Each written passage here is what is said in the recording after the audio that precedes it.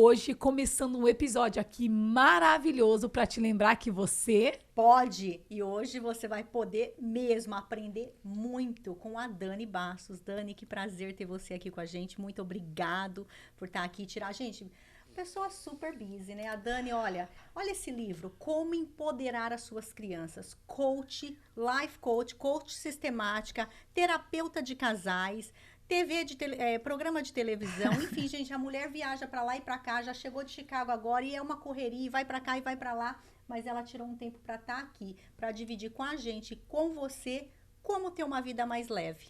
É isso aí, muito obrigada a vocês, meninas, adorei o projeto e maior prazer de estar aqui, gratidão.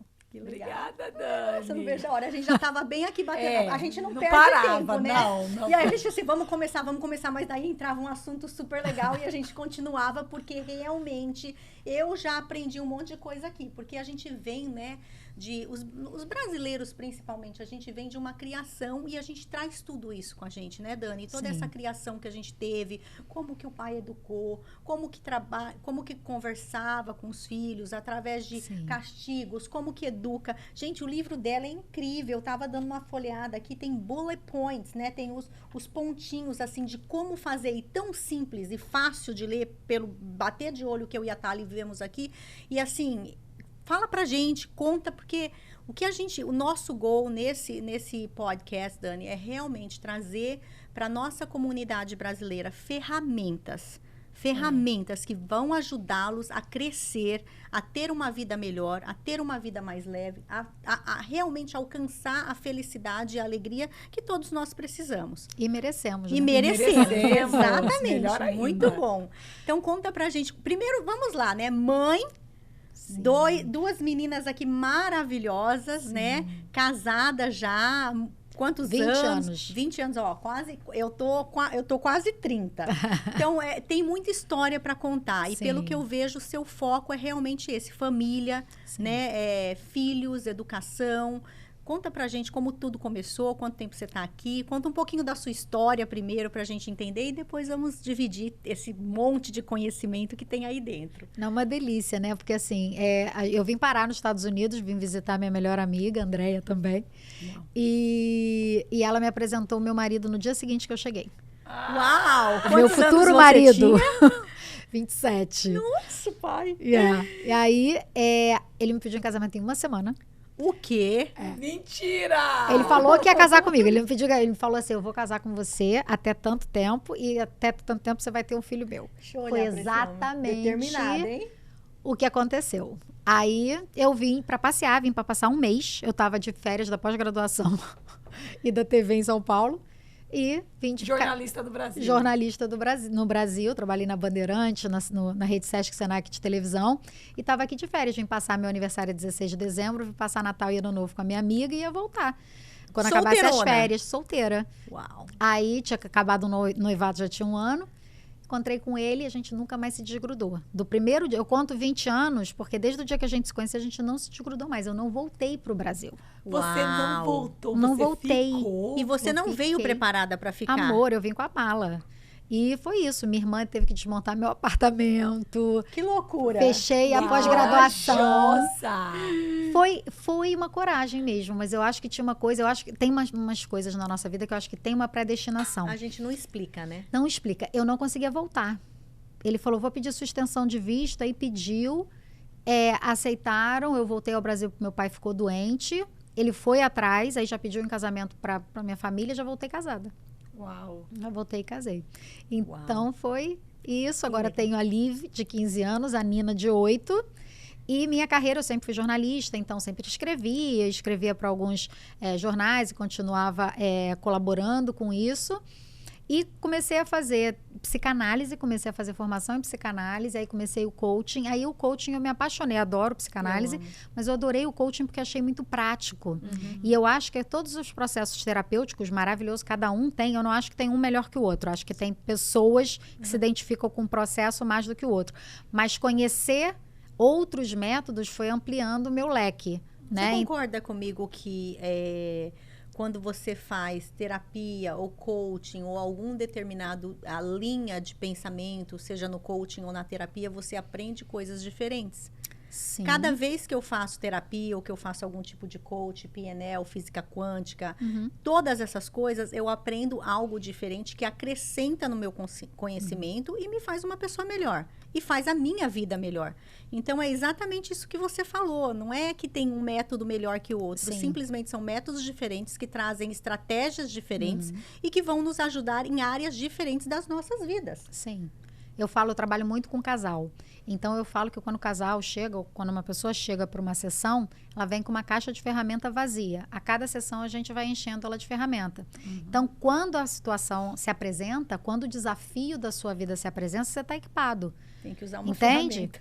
Você precisa aprender um quadro, você já tem o prego, você já tem o martelo, você já sabe o que fazer com aquilo. Então, porque uma coisa que a gente sabe, que a vida não tem garantia, que a gente não tem controle sobre tudo.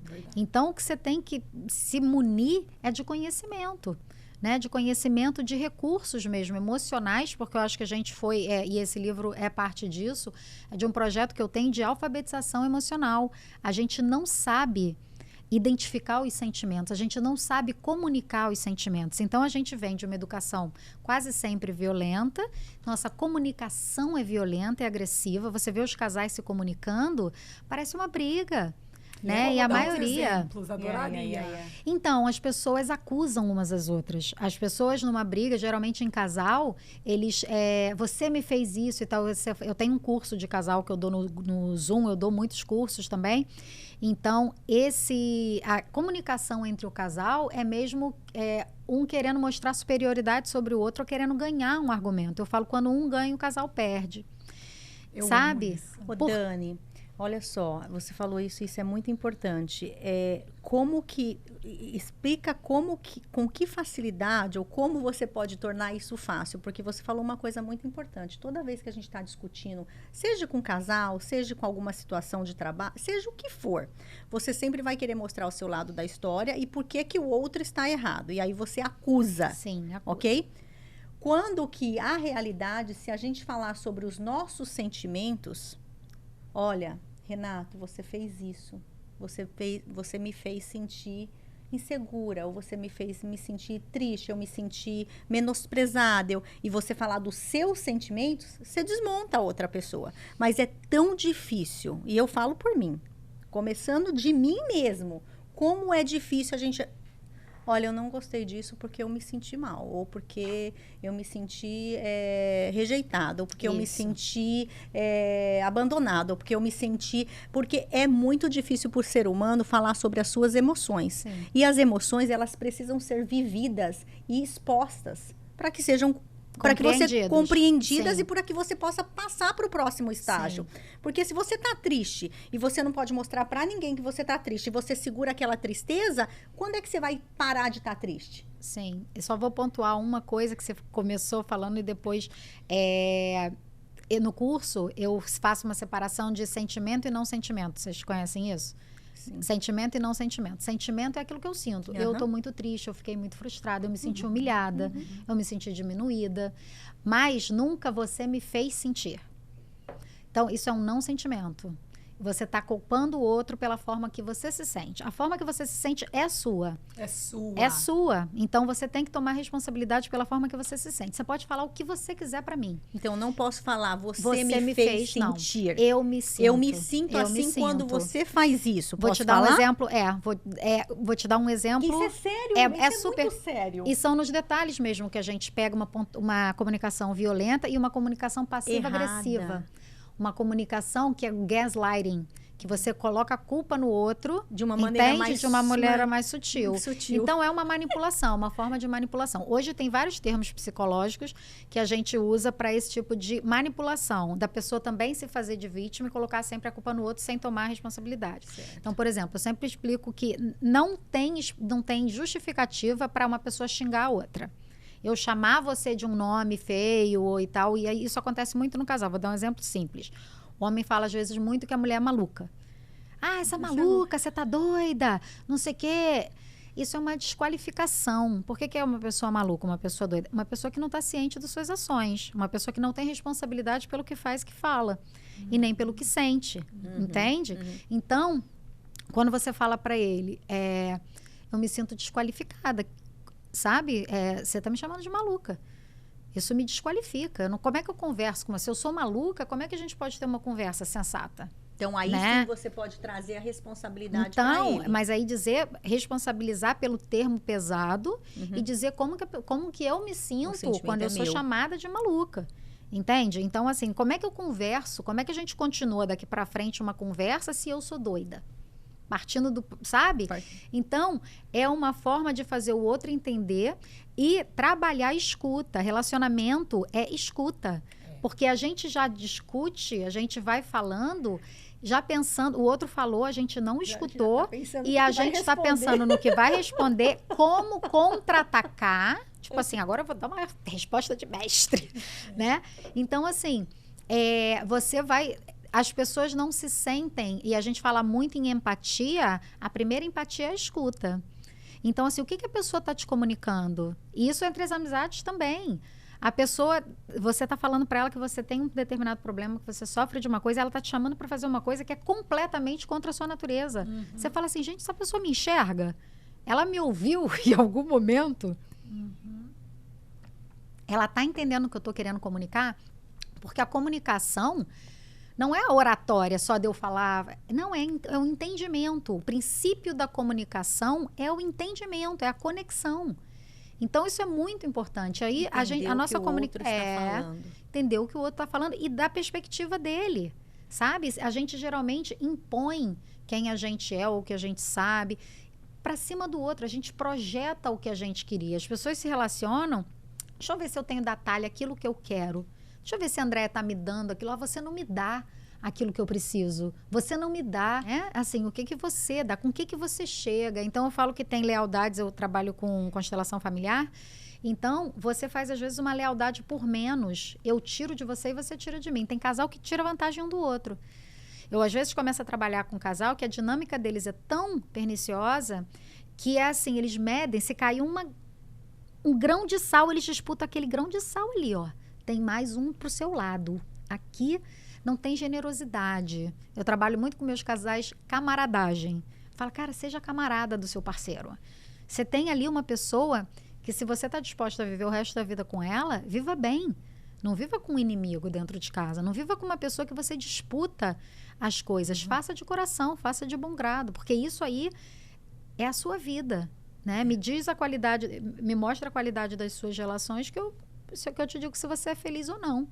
E a realidade é que se você não está se relacionando bem, se você não sabe conversar com seu esposo, você provavelmente não sabe conversar com seus filhos. Sim. Você provavelmente não sabe conversar com seus amigos, porque a gente tem essa tendência, né, de ter os mesmos hábitos com todo mundo. Sim. Então, se você é uma pessoa que coloca culpa no seu esposo, você vai colocar culpa nos seus filhos. Não, sabe por quê? Veja bem, eu nessa parte aí, você tem mais liberdade dentro de casa do que fora de casa.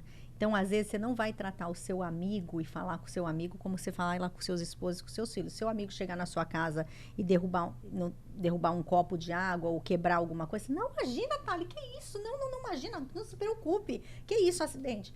Seu filho faz isso, qual que é a reação de muitos pais? Já foi a minha no passado. Pô, Sofia, não tá vendo? Toma cuidado, entendeu? Toma cuidado. E eu vou te falar uma coisa, né? E as crianças já estão tão esperando isso, que eu lembro que o Lucas derrubou, eu tenho um negócio de água dentro da geladeira, e ele derrubou esses dias, aí ele me ligou, não, a Sofia foi, o Lucas derrubou primeiro, depois a Sofia, os dois já quebraram, e eu já quebrei um também, graças a Deus que eu quebrei também, que assim todo mundo tá igual, e eu quebrei depois deles. Mas aí o Lucas me mandou, a Sofia me mandou chorando, tal. Mãe, perdão. Eu falei, filha, qual o problema? É só uma garrafa. A gente compra outra. O que é isso? Você tá bem? Você se cortou? Então, eu acho que eles já... O próprio... Eu não sei, porque eu não faço isso lá em casa, mas... Você tá entendendo? Muito bom isso, porque eu falo que a caridade começa em casa. Eu sou a melhor pessoa dentro da minha casa. A melhor pessoa, mas geralmente mas é não o é contrário. normal. Não é. Isso não é normal, Não é. Dani. Isso quer dizer, deveria ser o normal. Isso é o certo, porém não é o normal de 90% das famílias. Mas a tá gente confortável com a família. Então, isso que você falou é o certo. Seria a realidade, mas eu não acho que é o que acontece de verdade. Mas é isso que eu sempre trago. essas pessoas que moram lá em casa são as pessoas que estão comigo no meu dia a dia. São as mais importantes da sua vida. Eles são a célula de exercício. Seus filhos estão aprendendo a ser olhando você ser. Exato. Então, assim, a palavra ensina, o exemplo arrasta. Exato. Então, se eu for, quando a gente tem, as mulheres principalmente, eu vejo, mas alguns homens também vêm de uma rigidez, que eles assumem, as pessoas assumem um papel gerencial sobre a vida. Então, eu coordeno meu marido, eu coordeno meus filhos, eu aponto os defeitos, eu falo aqui as críticas. Quando você critica o seu filho não deixa de amar você, ele deixa de se amar. Porque ele tá tão com medo, essa operação aí de derrubou um negócio e tal, tem no livro.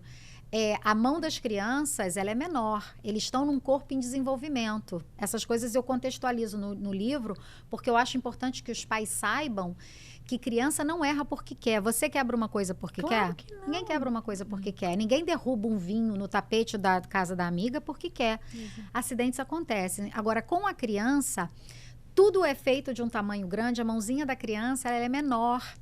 Ela não tem, você vai pegar um copo na mão de uma criança, a mãozinha dela fica abertinha assim, ela nem tem o total grasp. Não tem, ela não tem como segurar aquilo. Por isso que é importante também que os pais que tenham filhos pequenos, que tenham utensílios e coisa do tamanho das crianças, para que elas se sintam competentes.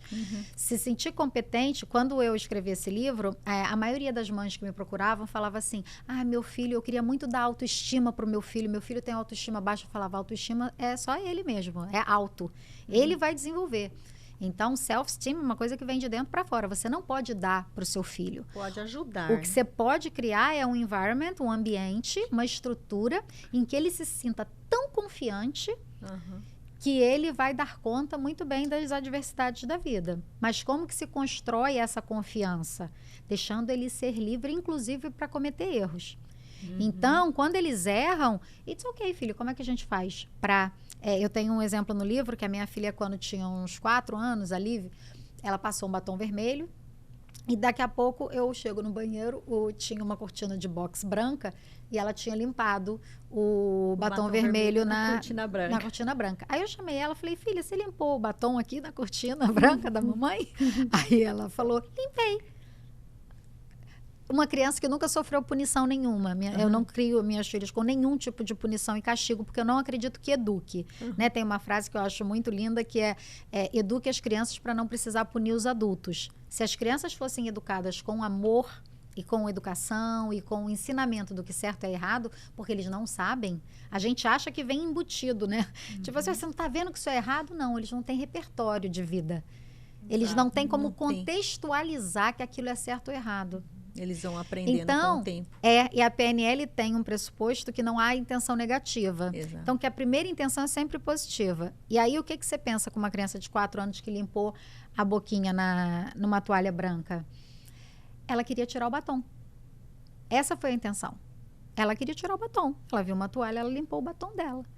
Aí, eu falei para ela assim, filha, não se limpa em toalha porque mancha. O que é mancha, mamãe? Olha só, a criança não tem repertório.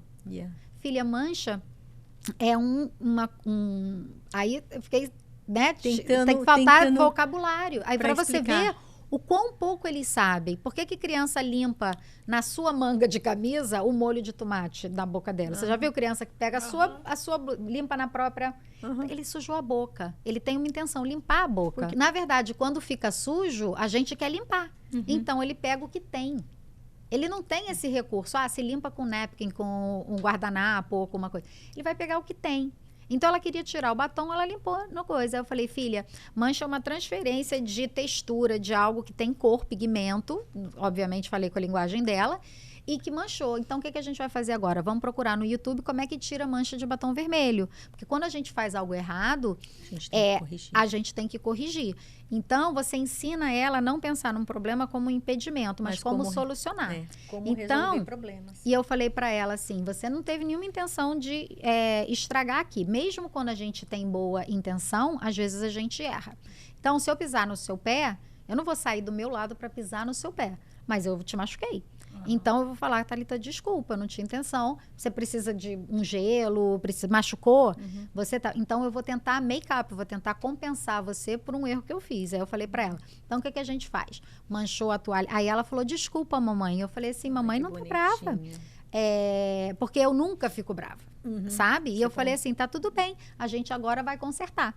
E é isso que é importante. E aí a gente foi olhar, fizemos um projetinho junto e eu sempre coloquei essa consequência. Então, manchou? Vamos consertar. Minha filha pequena tinha mania de pegar o papel higiênico e sair pela casa. Ela era muito... Minha filha começou a andar com 8 meses. Eu comecei com 9, acho demais. Não, 8 meses? No dia que ela fez 8 meses. Eu não conheço ninguém que começou com 8 meses. Porque eu sempre conto essa história.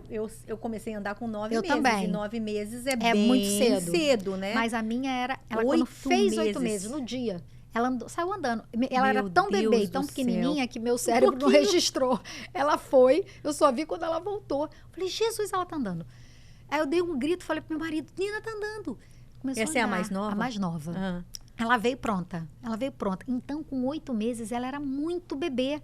Então, ela fazia um monte de merda. Eu falava, gente do céu. Ela saía, tudo que ela conseguia botar a mãozinha dela, aquela mini mãozinha, ela pegava e espalhava. Ela tinha 8 meses, ela era um bebê. Então, o que ela conseguia fazer, ela fazia. Então, ela chegava no banheiro, pegava papel higiênico, saía. E saía rolando o papel higiênico. Pra casa inteira. Achava o máximo, picotava aquilo. Aí tem vídeo. Eu falava assim, agora vamos ter que limpar. Porque limpar não é tão divertido quanto espalhar. Aí eu pegava o saco de lixo, a minha mais velha ia levando o saco de lixo e ela ia catando. Tem consequência, não tem punição. E aí eu explicava o negócio de desperdício, sabe? E aí eu ensinando, e ela começou a ter... Eu ensinava para ela, cantava musiquinha, ensinava para ela guardar as coisas no lugar, e eu fazia tão divertido guardar quanto brincar. Então, eu estruturei a casa para ela poder se organizar. O quarto dela é todo organizado. No primeiro dia dela da escola, ela vai para a escola Montessori, a professora, era a pandemia, estava ainda mesas separadas, e a professora falou assim, eu queria que você entrasse aqui para você ver a mesa da sua filha. Aí eu, ok, entrei. Aí ela foi e me mostrou, estava tudo organizado, tudo por cor e tal. E eu nem sou tão assim, mas ela é. Aí ela falou assim pra mim, você não parece impressionada, falou pra mim. Aí eu falei, não, legal, ela é organizadinha, né, não sei o que. Ela falou assim, não, peraí que eu vou te mostrar das outras crianças. Ela foi mesa por mesa me mostrando das outras crianças. O dela estava tudo organizado. Ela falou, ela termina as coisas, ela bota no lugar, ela organiza tudo. Quando ela estudava online, o material dela, didático ali, da Montessori, que tem muito material, né, que eles trabalham muito com brincadeira, com coisas lúdicas, tudo organizado, que ela colocou. Porque eu ensinei para ela que organizar era tão divertido quanto bagunçar. Então, ela podia brincar, tinha toda a liberdade, e depois ela botava no lugar. Mas de um jeito super orgânico, super fluido. A gente fazia brincando, então nunca ficou uma obrigação. Aí agora, quando vai crescendo, elas vão esquecendo, vão ficando distraídas. Negativa, né, com o... Isso, exato. Isso. Porque a gente pensa em limpar, já fala, ai meu Deus, tem que limpar. Tipo, eu adoro limpar. Eu não tenho uma pessoa... Eu já tentei, a gente conversa sobre isso, ter uma pessoa na minha casa todo dia. Mas... Eu detesto. Você cresceu aqui, né? Eu cresci aqui. Eu adoro organizar, eu mesmo fazer as coisas em casa, porque eu tenho uma conexão positiva com essa experiência. Cozinhar, sabe assim? Então, assim, é incrível como... Você pode ter culturalmente no Brasil, a gente já está mais acostumado a ter alguém dentro de casa. Que pode, claro, para ajudar. Então, a gente já tem uma conexão mais de... eu não quero limpar minha casa. Não é assim? Então, é muito interessante o que você falou, porque culturalmente isso é muito real também. Os americanos... Eu conheço americanos que é mega trilionários e não tem empregada todo dia dentro de casa. Em casa de 10 mil square feet. Então, assim, imagine uma mansão e não tem empregada todo dia. Eles fazem. Então, é a conexão que você dá com que você faz todo E dia. é o senso de autonomia, de independência, tudo aquilo que isso está no meu livro, tudo aquilo que seu filho já pode fazer por ele mesmo e você faz por ele, você está incapacitando ele. Entende? Então, a Maria Montessori falava isso, né? Então, assim, tudo que seu filho é capaz de fazer, deixe-o fazer. Então, agora minha filha que está com adolescente, a minha de 8 anos, que quer sair para brincar, quer fazer tudo com pressa, tecnologia, aquela coisa toda, ela já não estava arrumando a cama de manhã. Aí eu fui e falei para elas assim, gente, olha só, arrumar a cama é uma coisa diária. Levantou, arruma a cama. Antes de ir para a escola, você tem que ter tempo para pelo menos arrumar a sua cama. Então, todas as vezes que vocês pedirem qualquer coisa, e lá em casa, assim, tudo que elas pedem, de sair, de fazer as coisas, eu faço muita questão de estar disponível para isso, para elas terem playdates, para elas poderem ter uma vida bem legal e animada com outras pessoas, porque não tem primo aqui, não tem família, então... Aí eu falei assim, tudo aquilo que vocês pedirem, eu vou olhar o quarto se tá tudo ok, porque isso é todo dia, isso é pra vida. Nunca mais a cama ficou desarrumada. Então, é a forma que você coloca, eu não ameacei, eu não disse que ia punir. Então, isso é muito importante, ameaçar e punir os filhos. A minha filha teve uma situação há pouco tempo que eu perguntei, ela tinha uma amiguinha, e eu notei, e isso é muito importante, gente, conheça seus filhos. Conheça, preste atenção nos seus filhos. Eu observei que ela gaguejava quando a menina estava perto. Eu observei que ela ficava insegura, a menina era um pouco mais velha. E aí, eu perguntei para ela, tá tudo bem com essa amizade aí? E ela falou, quando ela não tá me ameaçando, tá. Aí eu falei, como assim ameaçando? Minha filha tem medo de cachorro, a minha menor, porque ela já foi atacada por cachorro, então ela ficou com trauma disso. E aí, a menina... Tinha uma amiga que tinha um cachorro bravo e ameaçava a minha filha de jogar o cachorro nela. Isso é uma coisa séria. Muito séria. Muito séria. Então... Você vê crianças, né? E aí, assim. Só que... aí eu conversei, né, com os pais da criança e eles ameaçam a criança. Então, assim, eu vou torcer sua orelha, você vai ver quando chegar em casa, não sei o quê. Isso é ameaça. Então, a criança, ela é um espelho da gente. Aquilo que a gente fala, ela ameaça outra criança. Eu sou super contra essa questão. Tem muita gente que faz o que eu falo, não faz o que eu faço. Gente, isso não existe para filho. Mas às vezes os pais são inconscientes. São. A ameaça daí pode ser, eu vou te bater. Se você não fazer, eu vou te bater. Isso é ameaça. Vou tirar seu telefone. Eu vou puxar sua orelha se você não escutar. É uma ameaça. Então, assim... os pais às vezes fazem para ajudar com toda aquela, né, sentimento a intenção é boa, positiva, mas o método, né, o método. Mas a criança vai replicar. Qualquer comportamento que seja e tem pessoas que desqualificam os filhos. Né? Aquilo não faz mais do que obrigação. Nossa, de novo, outra nota baixa e tal. Cara, propõe soluções. O que você acha que você precisa para conseguir uma nota melhor? Você acha que você precisa de um tutor? Você acha que você precisa de um professor particular? Você precisa que a mamãe sente aqui do seu lado? Ofereça soluções. Sim. Entende? Porque reclamar na cabeça da criança só bota ela para baixo. Não contribui em nada. A pessoa que te critica, você ouve ela? Depende de quem, né? A gente depende do tipo de crítica, como a crítica é feita, né? Porque existe conversas onde, por exemplo, a gente faz isso, eu e a Thali, às vezes eu faço com alguns amigos. Construtivas, né? Tipo assim, né? Da pessoa ver algo que você não tá vendo. Eu vi que você, né, falou assim, assim, assado, você tratou dessa maneira. E aí eu vou ouvir, claro que eu vou ouvir. Porque, tipo assim, eu vou pensar, nossa, eu fiz isso mesmo, tá errado. É igual, de repente, você fala, entendeu? Então, depende como.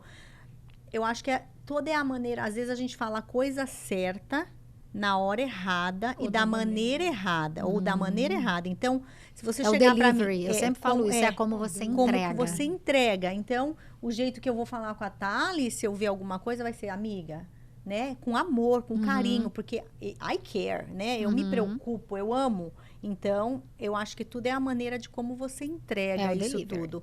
Entendeu? Mas agora, se chegar essas pessoas que chegam criticando por maldade, fazendo, menosprezando, ou com depreciação, né? Como que chama? Desqualificando mesmo, diminuindo. Exatamente, Aí esquece, não ouvir. Claro que a gente não vai ouvir. Eu acho que toda crítica e toda generalização é reducionista. Ela te reduz àquele ato, ela te reduz àquela coisa. Tudo tem um contexto, né? Então, quando você parte do princípio de que aquela pessoa, eu só sei ser uma mulher da minha idade, com as experiências que eu tenho, então eu vejo o mundo dessa percepção, atendo muito homem. Então, tem muita coisa que eu contextualizo para eles o que é ser mulher. O que é a vulnerabilidade de ser mulher. Eu tinha um cliente de outra nacionalidade que ele era sócio da esposa. E ela tinha um problema, quando tinha o período dela, a menstruação dela, ela ficava acamada, ela tinha muitos problemas de menstruação. E ele não deixava ela ir para casa, não deixava ela deitar, porque ele tinha outras funcionárias mulheres e que E as outras não faziam isso. E ele nunca compreendeu. Isso é uma coisa, eles acabaram se separando, e isso é uma coisa que pesou muito no relacionamento, porque ela tinha um problema muito sério e ele nunca viu, porque para ele, assim, todas as outras aguentam, né? Então, ou talvez não tenham. Não tenham, exatamente, não tinham. E ele não tinha capacidade de observar a esposa dele, que ela tinha uma necessidade diferente das outras. A pessoa fala assim, o que a mulher quer? Ué, que mulher? Que Thalita quer uma coisa, André quer uma coisa, eu quero outra coisa.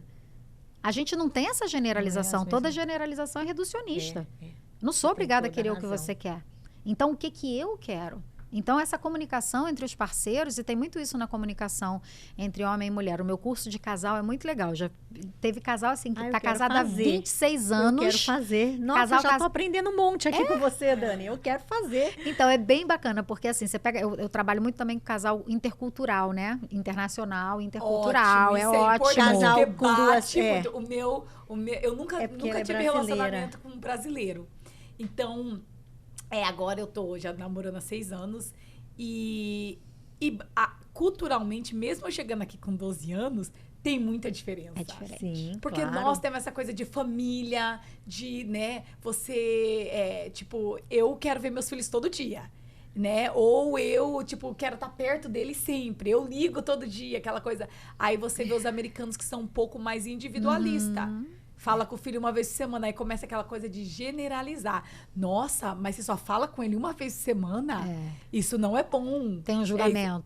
Tem esse julgamento cultural. Por quê? Porque na nossa cultura, se a gente não ligar pra mãe e o pai, a mãe vai falar que... Você lembra, Thalita, que você tem mãe? Que você tem mãe? Eu ligo pra minha mãe, se eu ficar uma semana sem ligar pra minha mãe, quando eu ligo, ela fala, você lembrou que tem mãe?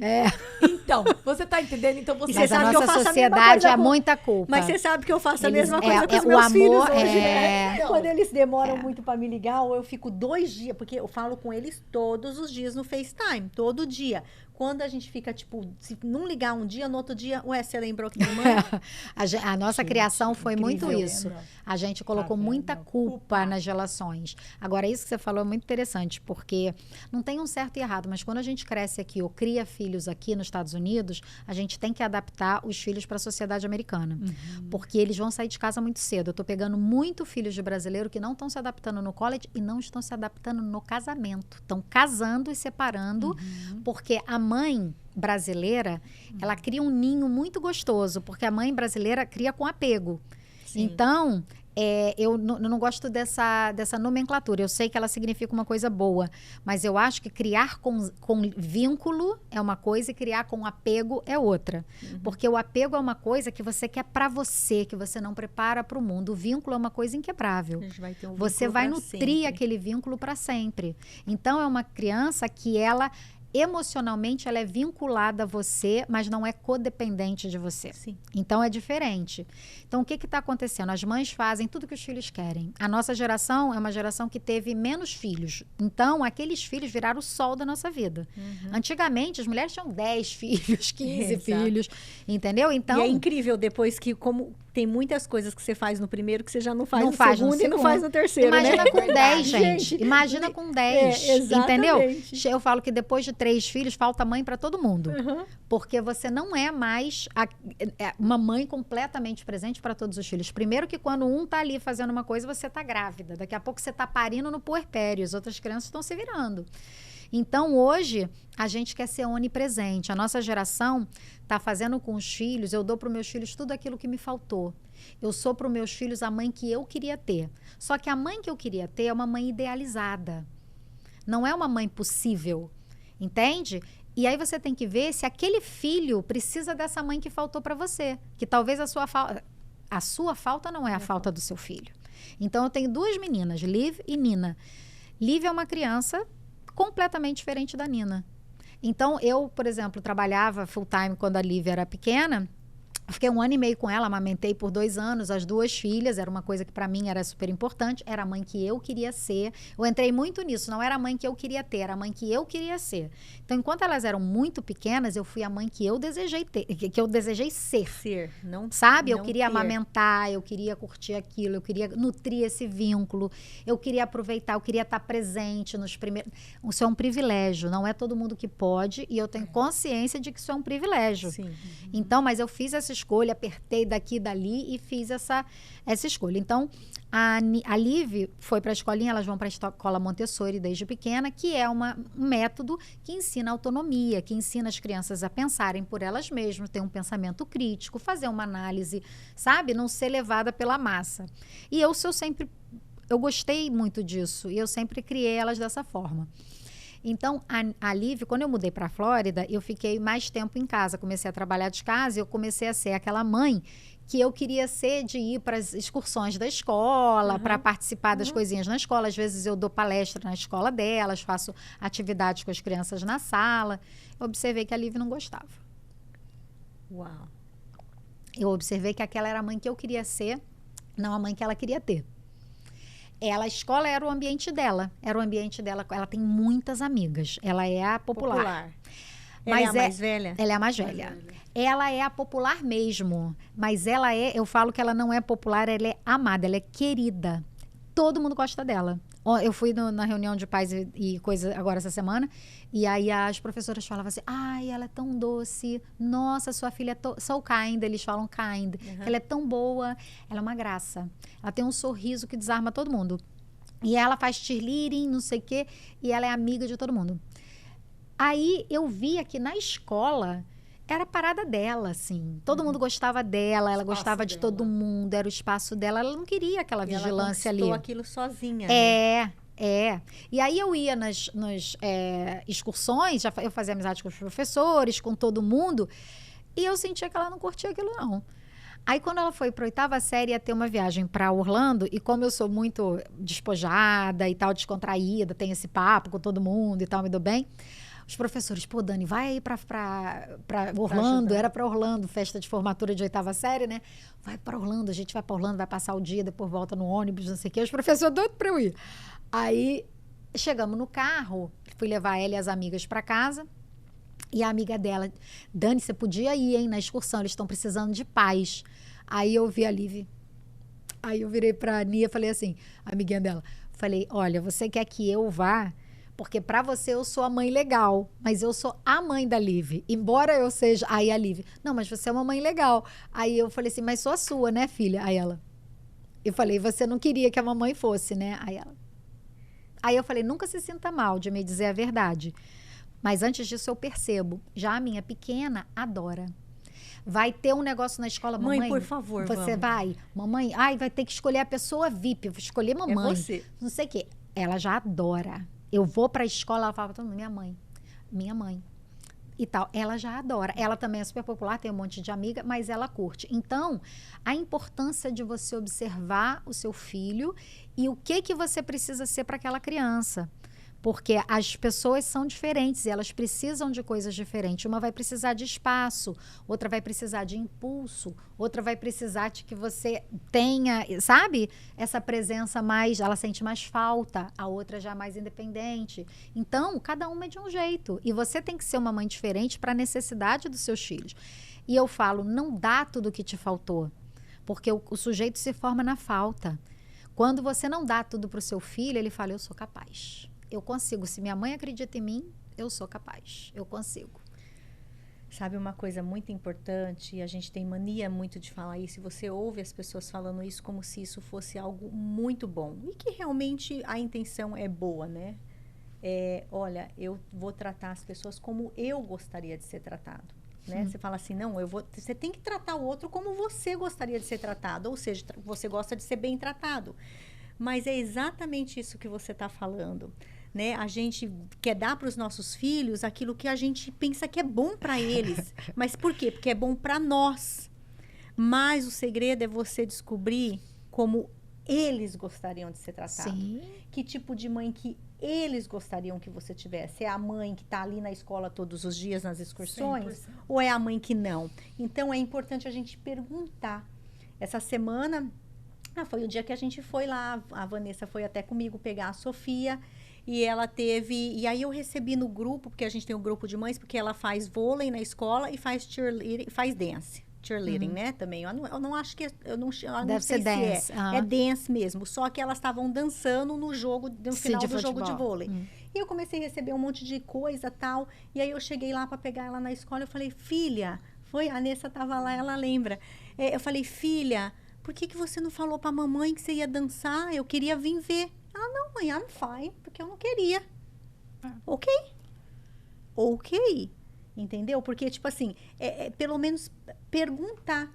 Ou se você não consegue enxergar, tenta meio que trazer a criança para falar. Porque às vezes a criança não vai ter a coragem de falar para a mãe. Entendeu? Então, como que você vai trabalhar isso no seu filho para que ele tenha a liberdade de falar tudo o que ele quer te falar? Mas a maioria das mães entra numa posição infantilizada, entra em contato com a criança ferida dela, que tem as rejeições, e que fala assim... Não queria que a mamãe visse. Não, a mamãe não presta pra nada, né? Então, não, eu fiquei e aí quieta, você coloca, eu fiquei quietinha, ok, você filha, coloca tá a bom? culpa na criança de querer uma independência ou de querer uma privacidade. Tem Exato. criança que é mais tímido quando os pais estão por perto. Então, aquilo afeta a personalidade dela, não é por mal. Exato. Então, tem mãe que faz a filha se sentir culpada pela forma que ela sente. Eu sempre falo pra minha filha, a forma que você se sente é legítima. Toda forma de se sentir é legítima. A reação você já tem que controlar. Você não pode, a sua reação, assim, o que fizerem com você, você não tem controle. A sua relação, aquilo é sua responsabilidade. Então, isso você vai criando, e eu falo muito isso, essa alfabetização emocional. Dá nome às coisas. A criança, por exemplo, quando está chorando, pai e mãe, o choro do filho dói nos pais, né? Então, a criança faz tudo. Ai, toma aqui um biscoitinho, toma aqui um pirulito. Vamos aqui no parquinho, mamãe vai levar você no parquinho. Tá distraindo essa criança, tá distraindo ela da dor. O que foi, amor? O que você tá passando? Bem unhealthy, bem que não seja saudável. Porque daí, quando você cresce e você tá triste, o que você vai fazer? Comer bolacha. Tem isso no meu livro. Entendeu? Tem isso no meu livro. Não premie seus filhos com comida. Nunca. A relação com a comida é uma relação que ela vai ter para a vida inteira. A comida, a gente depende dela para sobreviver. Então, comida não é prêmio, não é castigo, não tem relação emocional com comida. Né? Porque é isso aí, a gente vê no filme aqui a sociedade... Vamos tomar um sorvetinho, né? Tá triste, vamos tomar um terminou sorvetinho. o namoro, come um pote de... Quantas vezes a gente viu isso em filme? Come um pote de sorvete. O sorvete não vai te deixar mais feliz. Ela não vai tamponar as pessoas aqui... e a cultura é muito para isso, a gente está numa cultura capitalista, a gente tem que lembrar disso, porque a gente é induzido ao consumo. Você tem um problema, toma uma solução. A sociedade americana, ela te dá o veneno e te vende a cura. Entende? Então, assim, tá triste, toma um sorvete, tá triste, faz comfort food. Quem que inventou esse termo? Comfort food. É sério? Não, agora a gente entra disso. Comfort food é toda comida junk. É mac and cheese, ribs, comida de eles chamam, eu nem sabia isso. Comida para te confortar. É comfort food. Então, eles usam o termo comfort food. Então, não, é surreal. Porque assim, aqui você tem um vazio, se supra de coisas. Compra. As pessoas se distraem no shopping. Então, o que acontece quando você cresce? Sério. Você tem um problema com seu marido, você viaja. Você não resolve o problema, você viaja. Eu falo, vai brigar num lugar mais bonito. É verdade. Essas viagens que todo mundo tira pra reconectar. Exatamente. Nossa. Tinha que estar conectado em casa. Por que você desconectou? Exatamente. Né? Eu sempre brinco assim. Eu falo, a pessoa, a gente tá mal, tá não sei o quê, nós vamos fazer uma segunda lua de mel. Eu falei, vai brigar num lugar mais bonito. É só isso. Porque os problemas que a gente tem, a gente tem que endereçar. Não adianta se distrair. Não adianta levar a criança no parque. Tem hora que é chato ver a criança chorar. Ontem a minha pequena, a mais velha, teve jogo e ela teve, jogo de futebol aqui, cara, 4 horas. Não. Meu filho 3 horas atleta, e meia, 4 E a horas. menor deve E a ficar menor de 8 horas, entediada. ela tava brincando, a gente teve que tirar ela, tomar banho, porque 8 anos não pode ficar em casa sozinha. Teve que levar, ela foi chorando. Entediada. E eu falei, filha, eu entendo muito. A gente vai levar o iPad, a gente vai deixar você fazer alguma coisa, mas assim, é chato. tia da sua irmã, a gente é uma família e a gente quer estar lá por ela. E aí a gente vai agora, como ela ficou muito triste ontem, a gente vai revezar, entendeu? Porque eu e meu marido, a gente gosta de estar junto. E aqui, se você deixar, eu falo que a sociedade americana ela é perniciosa para determinadas coisas. Uma sociedade voltada para obesidade, entendeu? Para doença e para o divórcio. Porque aqui eles botam todos os esportes final de semana. Quem tem mais de um filho, o filho tem muito. Gente, pelo amor de Deus. Eu tenho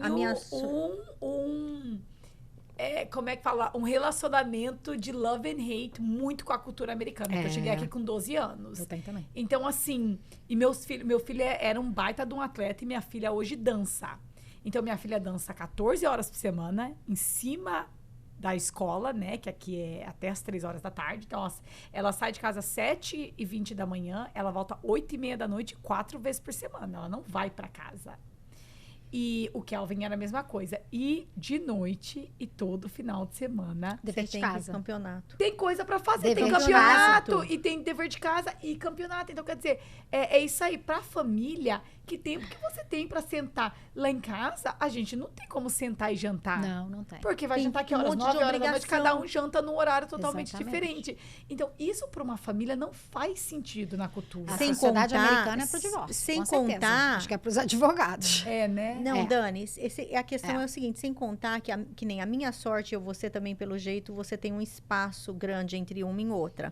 Então, eu tive esse espaço. Então, agora Eu que o também. Lucas, a Thali também, o meu Lucas tá jogando futebol em Barcelona, então tá morando lá desde os 15 anos que ele tá saindo de casa para futebol. Foi pro Brasil, agora tá em Barcelona, enfim. Então, e agora começou a Sofia. Então, o Lucas meio que terminou, o Matheus terminou, começou o Lucas terminou, começou a Sofia. Então, deu esse pause. Quando um começa a dirigir, que ela começa, então o outro já fica mais independente e até me Sim. ajuda.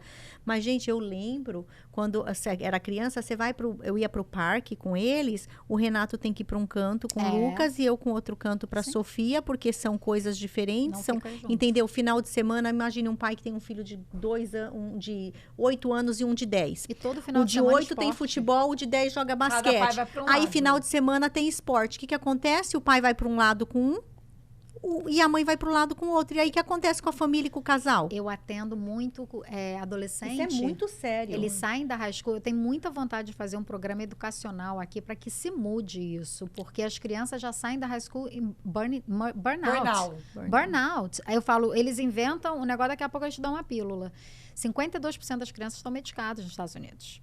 É um quê? absurdo. Então, é o novo normal. Crianças É o novo medicadas de quê? De TDAH, de coisa... É muito cansaço, não tem tempo de ser cansaço. criança. A minha filha não tem uma rotina igual a sua. Sai Olha, de casa às 7 da manhã, chega em casa quase 7 da O noite. Gente, eu brincava na ele tinha rua burnout de 6 em 6 semanas. Eu já sabia. Era assim, meu filho. Porque ele não tirava break nenhum. Ele fazia futebol, track e basquete. Ave Maria, é muita Então, coisa, era o ano... muita Porque você sabe que aqui é por Sim, season, sim. né? Então, o inverno Em é Boston. basketball, o Aqui na spring é Flórida não track, tem isso. né? Boston. Aqui não Aqui tem. é, não tem aqui por é the season. whole season. Lá é por season. Então, todo season, ele escolhia um esporte diferente e fazia. Então, o que acontece? De 6 em 6 semanas, ele ficava doente. Febre, cansaço. O corpo Aí ele ficava para. em casa. Para O burnout, totalmente. o corpo para. Você não tem limite, porque não tem como. A minha filha não teve verão. Não teve verão. A Ela Kylie não também teve vai ter esse nenhum espaço. Ela treinou cheerleading o verão inteiro. Então, a gente não viajou. Você não tem qualidade de vida. Então, o que eu falo, tem mesmo. os Estados Unidos, o americano, ele não tem limite. Então, o corpo para que você respeite, para que você olhe para a sua necessidade. E eles cobram das crianças. Eu fui na escola e os professores acham assim, o máximo de dar não sei quanto de dever de casa. Eu falo, e para as crianças que têm jogo? Minha filha ontem chegou em casa às 11h30 da noite. Nós chegamos em casa às 11h30 já da fica na noite. escola o dia inteiro, faz o que tem que fazer na escola. Na Quando escola, vai para casa é o agora, tempo. Eles estão muitas Eu das gostaria escolas estão muito começando a de diminuir. trabalhar assim, assim, arduamente para que mudasse o sistema escolar aqui. É. Por isso que eu boto a minha no Montessori, Me porque too. eles não têm muito dever de casa. Na E escola assim, da minha filha já tem não que tem brincar. também. Não, Criança da tem minha que também ter tempo de brincar. Terça e quinta só. Brincar do lado de fora, brincar aqui na Flórida, que a gente tem, né, o tempo bom o ano inteiro, é chegar em casa. Eu lembro que quando eu morei em Maryland, e eu falei, quando eu levei a Liv pela primeira vez pro Brasil, que ela brincava, voltava toda suada, eu falava assim pro meu marido, felicidade é caraca no pescoço. Isso aí mesmo. Chegava com a Quando a linha. Cris- Caraquinha no Caraca, pescoço. eu falava pra ele, Eu felicidade apanhava é de vez em caraca quando no por causa pescoço. disso, sabia? Porque a mãe, Ó. a gente entrava tardezinha, aí chegava da escola, tal, fazia homework, fazia a lição de casa, e aí a gente tomava banho. E às vezes, enquanto a minha mãe estava preparando o jantar, eu e minha irmã, pra rua. Porque a gente ficava na rua. Aí a gente brincava de esconde-esconde, pega-pega, pai de Delícia. chumbo, É, pica-mula. muito bom. Lembra aquele negócio que você bate? Unha de gavião. É. Você botava a mão nas costas do seu amigo e pulava assim. ó, e fazia- No Rio era carniça. Então a gente brincava, essas Pular coisas carniça. todas. Tapa, pão na chapa, whatever. A gente fazia um monte de coisa. E aí a gente voltava pra dentro, menina, aqui assim, ó, tudo preto já, as mãos preto, o pé tudo preto, porque saía descalça pra rua. Gente, nossa, aí a gente apanhava. Mas, Andréia, e isso impedia você de fazer de novo? Não, eu Então, fazia de novo. Esse é o meu ponto, porque para mim, eu sou coach, eu venho da psicanálise, eu venho de terapia. Para mim, o que me interessa é o que funciona. Sim. Para mim não interessa o método, interessa o resultado, interessa o que Sim. que aquilo. Nossa, Então, meu marido também cresceu apanhando, eu não, tive a sorte de minha mãe era educadora, professora e tal, meu pai era uma moça de assim super carinhoso e tal, então não cresci apanhando. Por isso é mais fácil. Eu percebo que eu não tenho essa raiva dentro de mim. Eu não tenho essa agressividade. Se eu gritar, as pessoas falam assim: "Nossa, você não". Se eu gritar, aquilo vai me doer tanto, eu nem sei. Não tem nem voz para isso. Meu marido fala que eu não consigo gritar nem para salvar a vida. Ele fala: se você precisar pedir help, ferrou. Eu sei, não tá na minha natureza. Eu não tenho, entendeu? E é por isso, porque eu não tive essa agressividade. Então, eu tive muita liberdade. Minha mãe sempre falou, liberdade com responsabilidade. Então, eu cresci ajuizada. Eu nunca bebi, eu nunca fiz nada, porque eu tinha liberdade de fazer.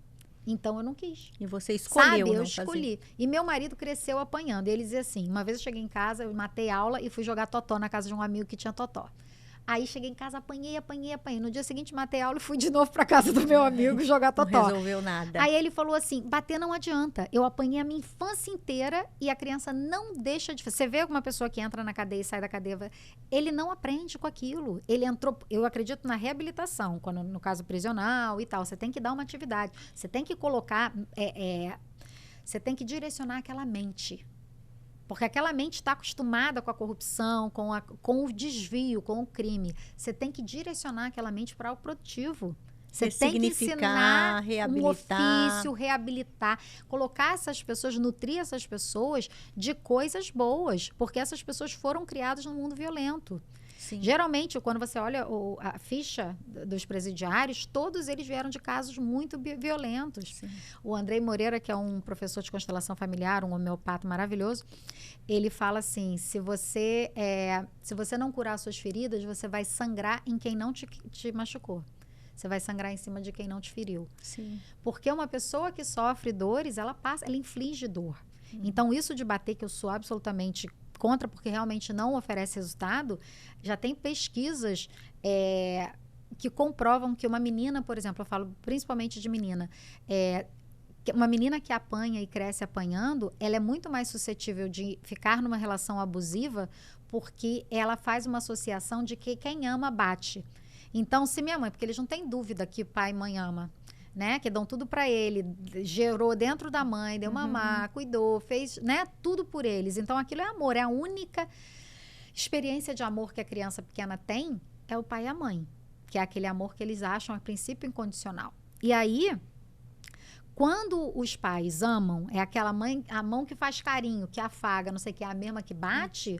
Quando ela tem um namoradinho e o namoradinho perde a paciência, tem um problema de raiva ou teve uma educação violenta, ele bate, depois ele pede desculpa, ele manda flor, ele fala que não teve, que estava com a cabeça Aí quente. fica tudo bem. Ela fala, minha mãe me batia e me amava, ele também me bate, mas me ama.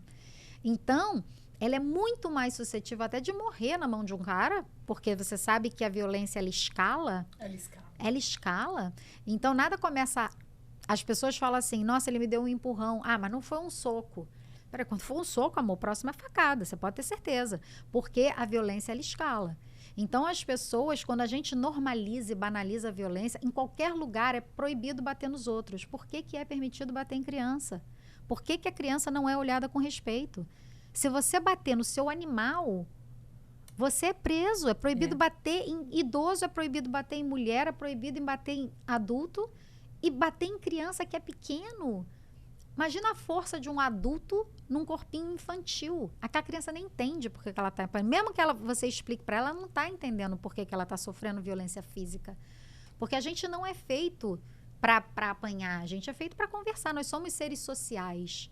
Nós somos seres inteligentes. Então, os recursos emocionais, quanto mais cedo você desenvolve eles e fala para o seu filho, eu sei que você está bravo, eu sei que você está muito frustrado, mas bater não é a solução. Como é que eu vou dizer para o meu filho que ele não pode bater no coleguinha, que ele não pode bater no professor, que não pode morder o professor, se eu faço isso com ele em casa, se eu bato nele em casa? Então, de novo, né, a palavra ensino, o exemplo arrasta. Ele olha... para aquele ciclo de comportamento é autorizado. Então, eu tenho muito esses debates, porque brasileiro é isso que eu falo. A gente criar um filho numa cultura muito diferente da nossa, a gente tem que preparar eles para essa cultura que eles vão viver aqui. Sabe? Então, assim, a mãe brasileira faz um ninho muito quentinho, muito gostosinho. A gente quer o filho muito próximo. Eles chegam no college, eles não se adaptam. A gente tinha até começado de falar disso. Eu queria tocar mais nisso e na parte do burnout. Para os brasileiros que estão aqui, né? E culturalmente já estão as crianças crescendo diferente, nesse ritmo. Como se assimilar? Gente, mas olha só. E como achar esse balanço entre... Esse equilíbrio entre... Antes de você responder essa pergunta, eu quero fazer ao vivo e assim deixar gravado. Filho, me perdoa que a mamãe bateu em você muito, Matheus, o meu mais velho. Ele apanhou mais. A mamãe te ama, me perdoa. Eu já fiz isso com ele, para ele, sozinha.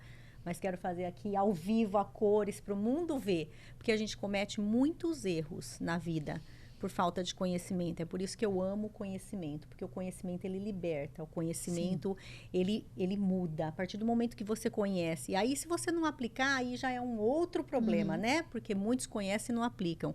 Então, não adianta nada conhecer também, porque se a gente fizesse pelo menos 1/3 daquilo que a gente sabe que é real, que é verdade, que é importante, se a gente aplicasse, a vida do mundo seria bem melhor. Então, eu queria te pedir perdão, meu filho, que você apanhou muito mais do que você merecia.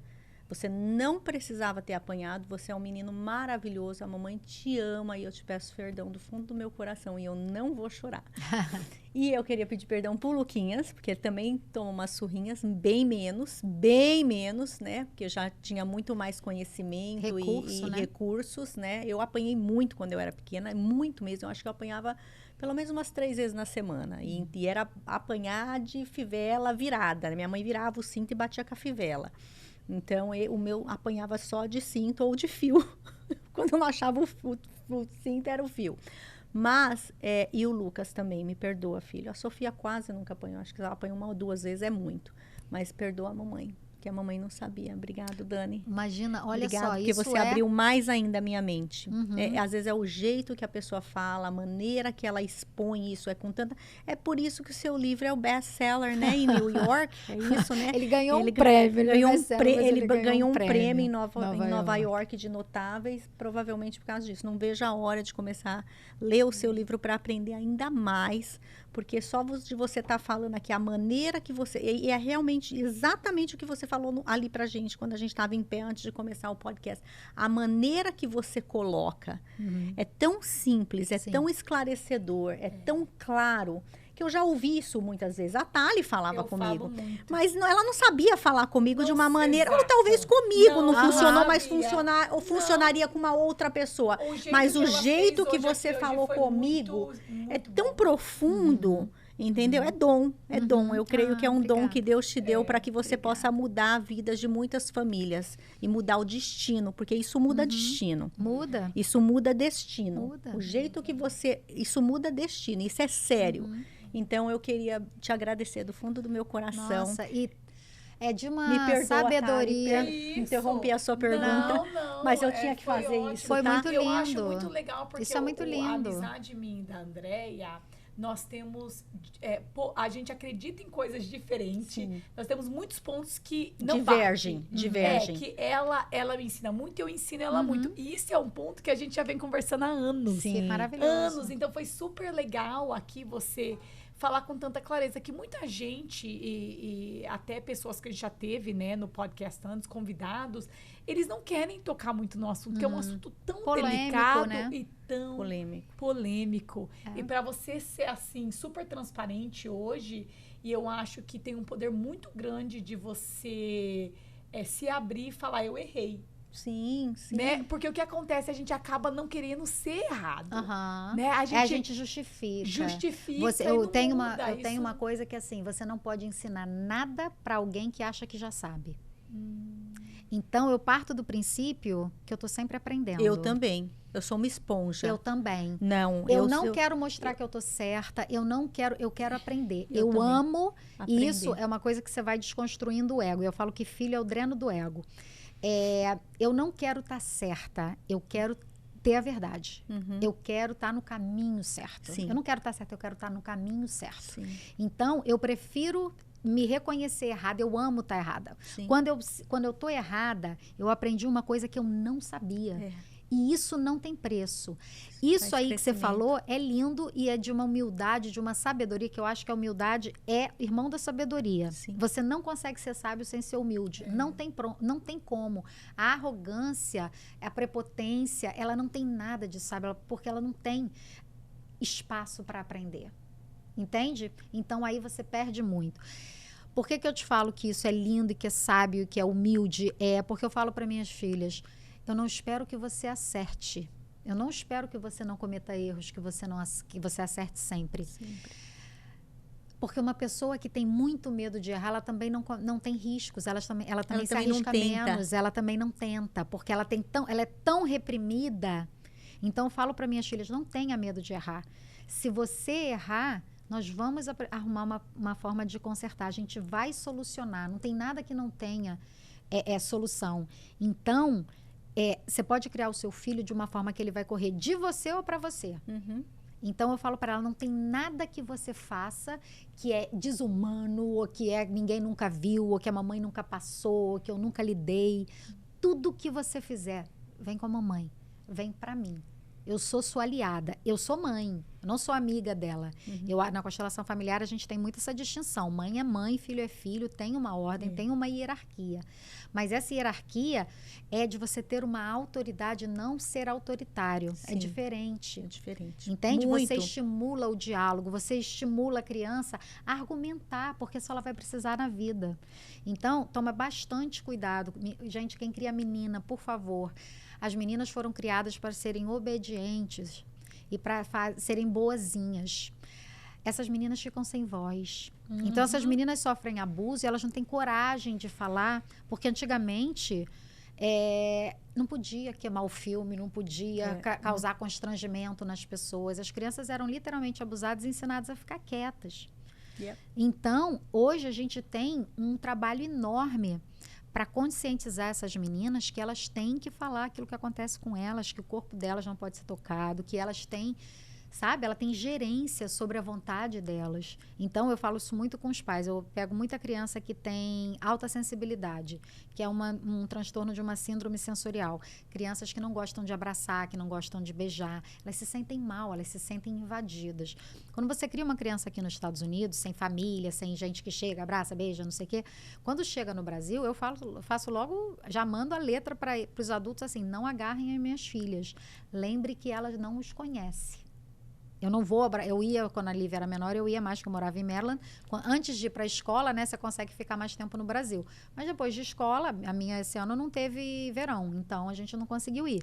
Então eu falo, minha filha vê vocês de 3 em 3 anos.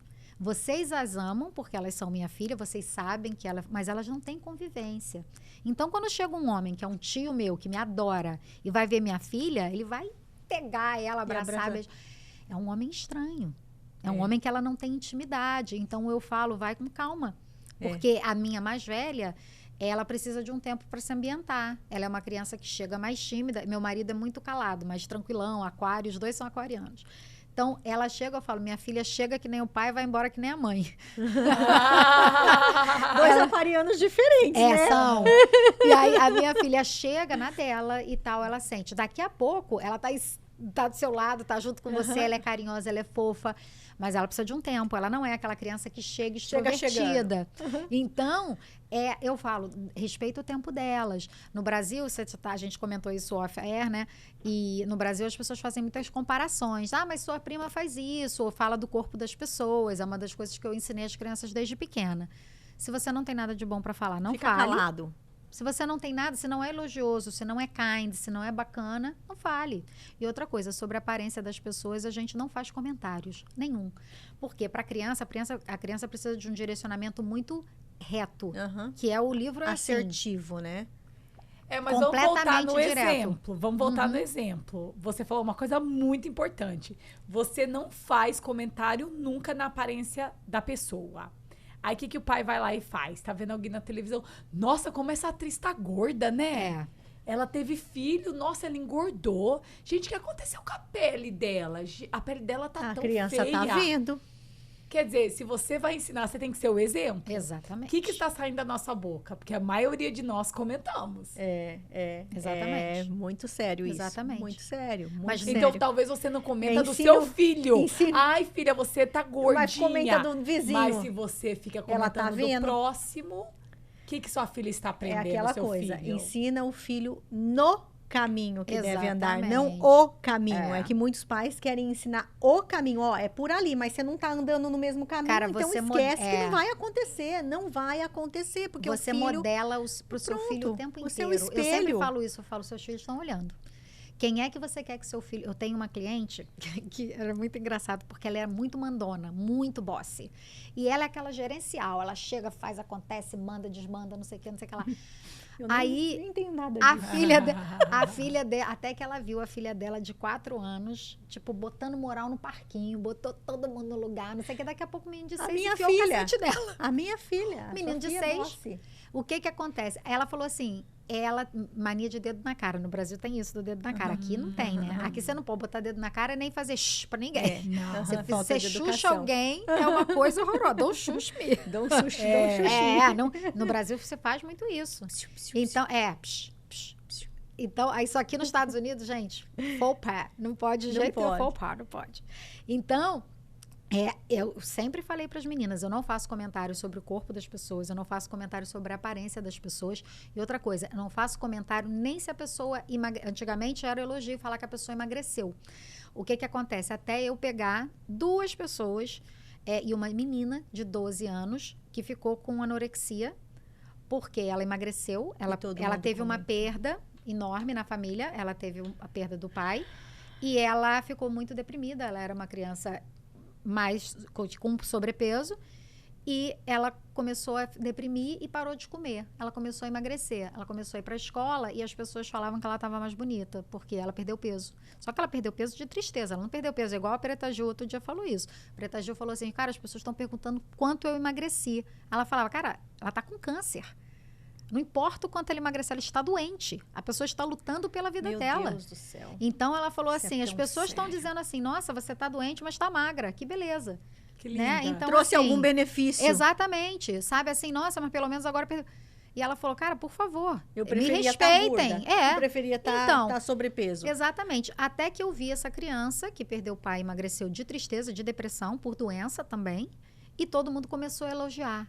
Ela que era uma criança que não tinha tem criança que não é extrovertida, que não faz amizade com facilidade, ou que não tem essa característica, exatamente. Ela começou a se ver, as pessoas olhando para ela e dizendo que ela estava bonita, coisa que ela não se sentia antes. A validação externa. Hoje, com a rede social, é isso. Todo mundo tem uma plataforma, então você fica muito exposta à opinião dos outros a seu respeito, como se o like fosse realmente a pessoa gosta de você. É verdade. O like não significa que a pessoa gosta de você. né? Ela tá só scrolling ali, ela tá sendo simpática. Não quer dizer que ela gosta. Inclusive, às vezes, ela nem gosta do conteúdo. Ela dá like por educação. Então, as crianças não vão crescer com esse senso crítico de que aquilo não é uma aprovação da sociedade. E essa criança desenvolveu uma anorexia de ter sido internada por 2 anos. Não 2 meses, não 2 dias. 2 anos. Buscando tratamento. Meu Deus. Porque ela... Foi elogiada. E isso eu já vi várias vezes. Já vi meninas de 17 anos que perdeu peso por causa de alguma situação assim, deprimiu ou adoeceu. E a relação com a comida é uma coisa muito importante. É muito importante. E a relação com a autoimagem, hoje, todas essas síndromes, né, que você tem uma não aceitação do seu corpo. E assim, todo mundo é diferente de todo mundo. Eu não sei por que padronizaram uma coisa que foi feita para ser diferente. É um absurdo. Nós temos um DNA único, não tem ninguém igual. Só tem uma de mim, só tem uma de você. A gente veio em exemplar único. As pessoas buscam exclusividade e querem se padronizar. Eu não vou entender isso nunca pelo resto da vida. E passam horrores, né, para se padronizar. A gente acabou de ver aí uma moda muito perigosa, que é a cintura fina e o bundão. Todo mundo tava de cintura fina e o bundão. As Kardashians começaram aquilo ali e você vê o tanto a cirurgia mais perigosa de todas é o BBL. Que é para aumentar a bunda. Brazilian Butt Lift. Sabe quantas pessoas morrem todo ano de aumentar a bunda? Não. Milhões. O que o pessoal não entende é que eles, né, a mídia padronizou aquilo ali, todo mundo começa a querer ser porque acha que aquele tipo de corpo é bonito, seu natural não é mais bonito, e pessoas morrem. Morrem pra ter esse corpo padronizado. Sem entender que vamos falar fisiologicamente. Para que a gente tem cirurgia disponível? Para geralmente arrumar uma doença. Quando o seu corpo salvar uma vida, quando o seu corpo passa por uma cirurgia, você está dando uma baita de uma surra no seu corpo, sem o mais importante, sem saber as consequências daqui 50 anos, porque cirurgia é tudo nova. Então, se você dá um Googlezinho rápido de implantes de peito, quantas pessoas estão morrendo, estão mega doentes. Eu tenho uma amiga que foi hospitalizada mais de 30 vezes nos últimos 2 anos por causa de uma cirurgia na bunda. Então, assim, por quê? Porque depois de alguns anos começou a rejeitar. Sim. Eu tenho outra aqui, tá com uma doença horrorosa no peito, é mais de $30 mil para conseguir tirar. E não tem como fazer a reconstrução dos seios dela. Ela vai ficar sem seios. Meu Deus. Mas por quê? Porque não tinha research, né, suficiente 30 anos atrás, estudos 15 anos atrás. Então, assim, mas essa padronização de corpo, antes era todo mundo tinha que ter os seios grandes. Todo mundo tava tendo seios grandes. Agora todo mundo tá reduzindo os seios, que agora tá na moda seios menores. Não, e como se o corpo moda, fosse gente. seguir Não moda. é Como se moda. corpo fosse seguir moda. Mas eu tenho moda. uma teoria sobre isso. Fala. Eu tenho uma teoria. Eu amo esse tema. Eu amo esse tema. Eu tenho uma teoria sobre isso. Eu não acho é sustentável. Que não é sustentável. Não, e a vaidade, o ego dos cirurgiões plásticos, porque o que o cirurgião plástico quer? Que o trabalho dele seja reconhecido. Todo mundo que é bom em alguma coisa, ele quer que seu trabalho seja valorizado e ser reconhecido. Se ele faz uma coisa para ficar esteticamente muito neutra, muito natural, o trabalho dele não é reconhecido. Então, o que eles começaram a fazer? Botar peitos maiores, bundas maiores, porque aí a pessoa sabe que é feito. A pessoa fala, quem fez o seu peito? Quem fez? E aí eles começaram a alterar a aparência das pessoas. Natural então, começaram a encher a boca, começaram a fazer o queixo, começaram a fazer a bochecha, E aí a aparência das pessoas está alterada. Os jovens hoje, o padrão para eles já é o padrão alterado. Ele já tem, isso já entrou no inconsciente coletivo. Porque a gente já vem há uns 15, 20 anos sendo... As nossas filhas, gente, não, tudo que vê é mulher feita. Não, Exatamente. Então, eles não sabem mais. Já mudou o não padrão. Não é igual nós, né? Que a gente ainda viu, né? Não, na minha época, os símbolos de beleza era a Malu Mader, era a Cláudia Abreu, era uma beleza natural, uma beleza muito natural, muito simples, sem muita... E aí a coisa foi ficando voluptuosa. O voluptuoso foi tudo que foi dando volume, que foi crescendo, aquilo foi feito. Eu vejo hoje menina, eu tenho clientes, meninas de 25, 26 anos, toda feita...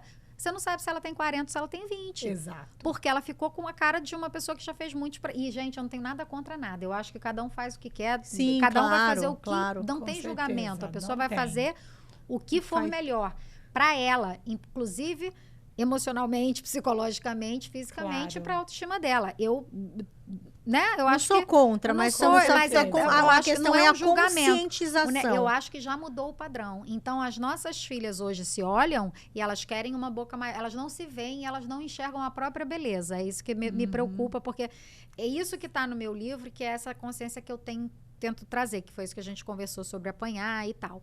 Eu quero saber qual vai ser a consequência futura. O resultado. Porque tudo tem. Eu quero saber daqui a 10, 20 anos o que ele vai virar. Então, um comportamento que eu faço aqui quando meu filho tem 3 anos, o que ele vai ser quando ele tiver 23 ou 25? Como é que ele vai ser a expressão dele na sociedade?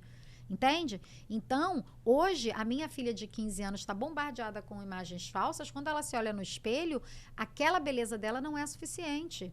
Aquela beleza dela não tá num padrão que não era para ter, porque como a gente é todo mundo diferente, era para todo mundo ser valorizado dentro do seu biotipo, dentro da sua beleza.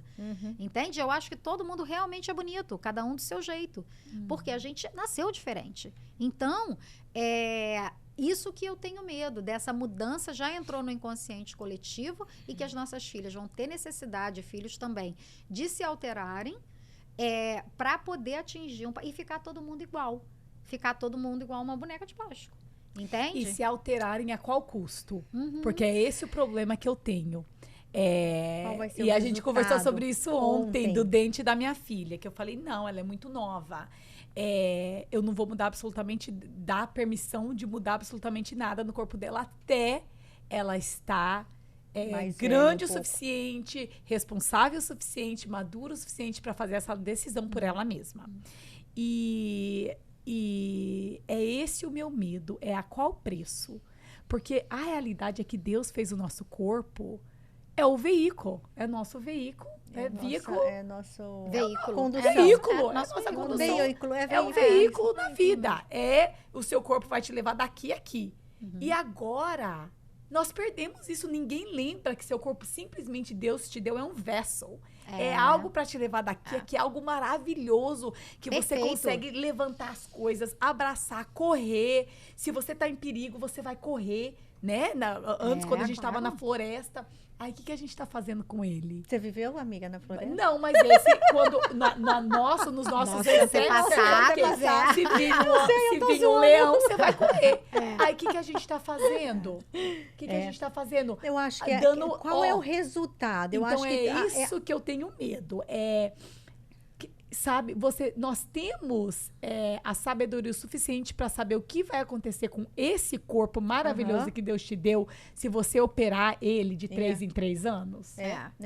Eu acho que tem que ser a consciência. Eu acho que as pessoas têm que ter consciência daquilo que elas fazem. Tudo com moderação, com moderação e saber o resultado, né? O que vai acontecer, pelo menos pesquisar, pelo menos estudar. E não se deixar realmente ir pela questão de, porque fulano, porque ciclano. Isso tem entendeu? Tem que ser uma coisa pessoal. Mas isso as mulheres sofrem mais com essa pressão. Com essa pressão estética. E isso vem de uma construção machista mesmo estrutural. Então, assim, eu estava assistindo um seriado em que a mulher é uma diplomata e que ela está concorrendo ao cargo de vice-presidente. E aí, uma das pautas da equipe dela é que ela vai ter que usar a calcinha tongue, calcinha fio dental, porque a equipe não gosta de marca de calcinha. E ela fala, mas eu não gosto de usar calcinha fio dental. E aí o cara falou, mas a gente não gosta de linha de calcinha aparecendo. E você é mulher, então vai todo mundo estar olhando isso. Então, quer dizer, um homem político, isso não vai nunca entrar na discussão. O cara não vai dizer que cueca que ele tem que usar. Nossa, porque ninguém vai olhar a roupa dele. Verdade. Entendeu? Então, assim, o homem, ele pode se apresentar apenas com o conhecimento e com a competência dele. A mulher, não. Não, é muito difícil eu já falei, porque eu eu atendo gente no mundo inteiro. Então, meu atendimento é online. O que faço já muito antes da pandemia. Eu estou um pouco à frente do tempo nisso, porque eu sempre trabalhei online. Então, eu atendo gente em Portugal, em Angola, em Bélgica, agora na Alemanha, um monte de lugar. Já atendi gente em Singapura. Então, assim, os Estados Unidos inteiro. E você conhece, eu falo que eu não sei mais do que ninguém, mas eu tenho uma janelinha para o inconsciente dessas pessoas e para diversas vidas, para diversas formas de pensamento, para diversas culturas, casamentos internacionais. Eu já atendi muçulmano com judeu. Uau! Entendeu? Então, assim, isso é um privilégio. Esse é um verdadeiro privilégio. É um privilégio, porque você tem um input para dentro, gama de conhecimento muito grande. Exatamente. Então, o que você observa em toda essa diferença, em toda essa diversidade que a gente tem, que o que a mulher sofre e que o homem não sofre, eu já atendi uma moça que trabalhava para RH e ela falou assim, que ela não contratava a mulher que tivesse com a raiz do cabelo por fazer ou nem com a unha feita. Ai, meu Deus, hoje eu não ia ser contratada. Jesus. Não ia. E nem eu. Eu não faço unha. Exatamente. Tóxico, eu coloco tóxico na minha... Entendeu? Tóxico, Tá vendo? Não. Entendeu? Você imagina isso. Você É assim que fala em português?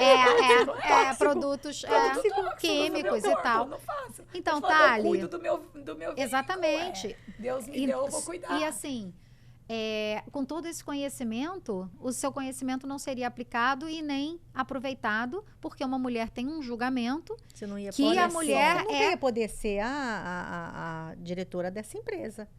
Eles não iam deixar. Entende? Da Zemera, não Então, importa o makes quanto que zero você sense. é boa no isso. que você Não, faz. Então, assim, crazy. isso vem das próprias mulheres.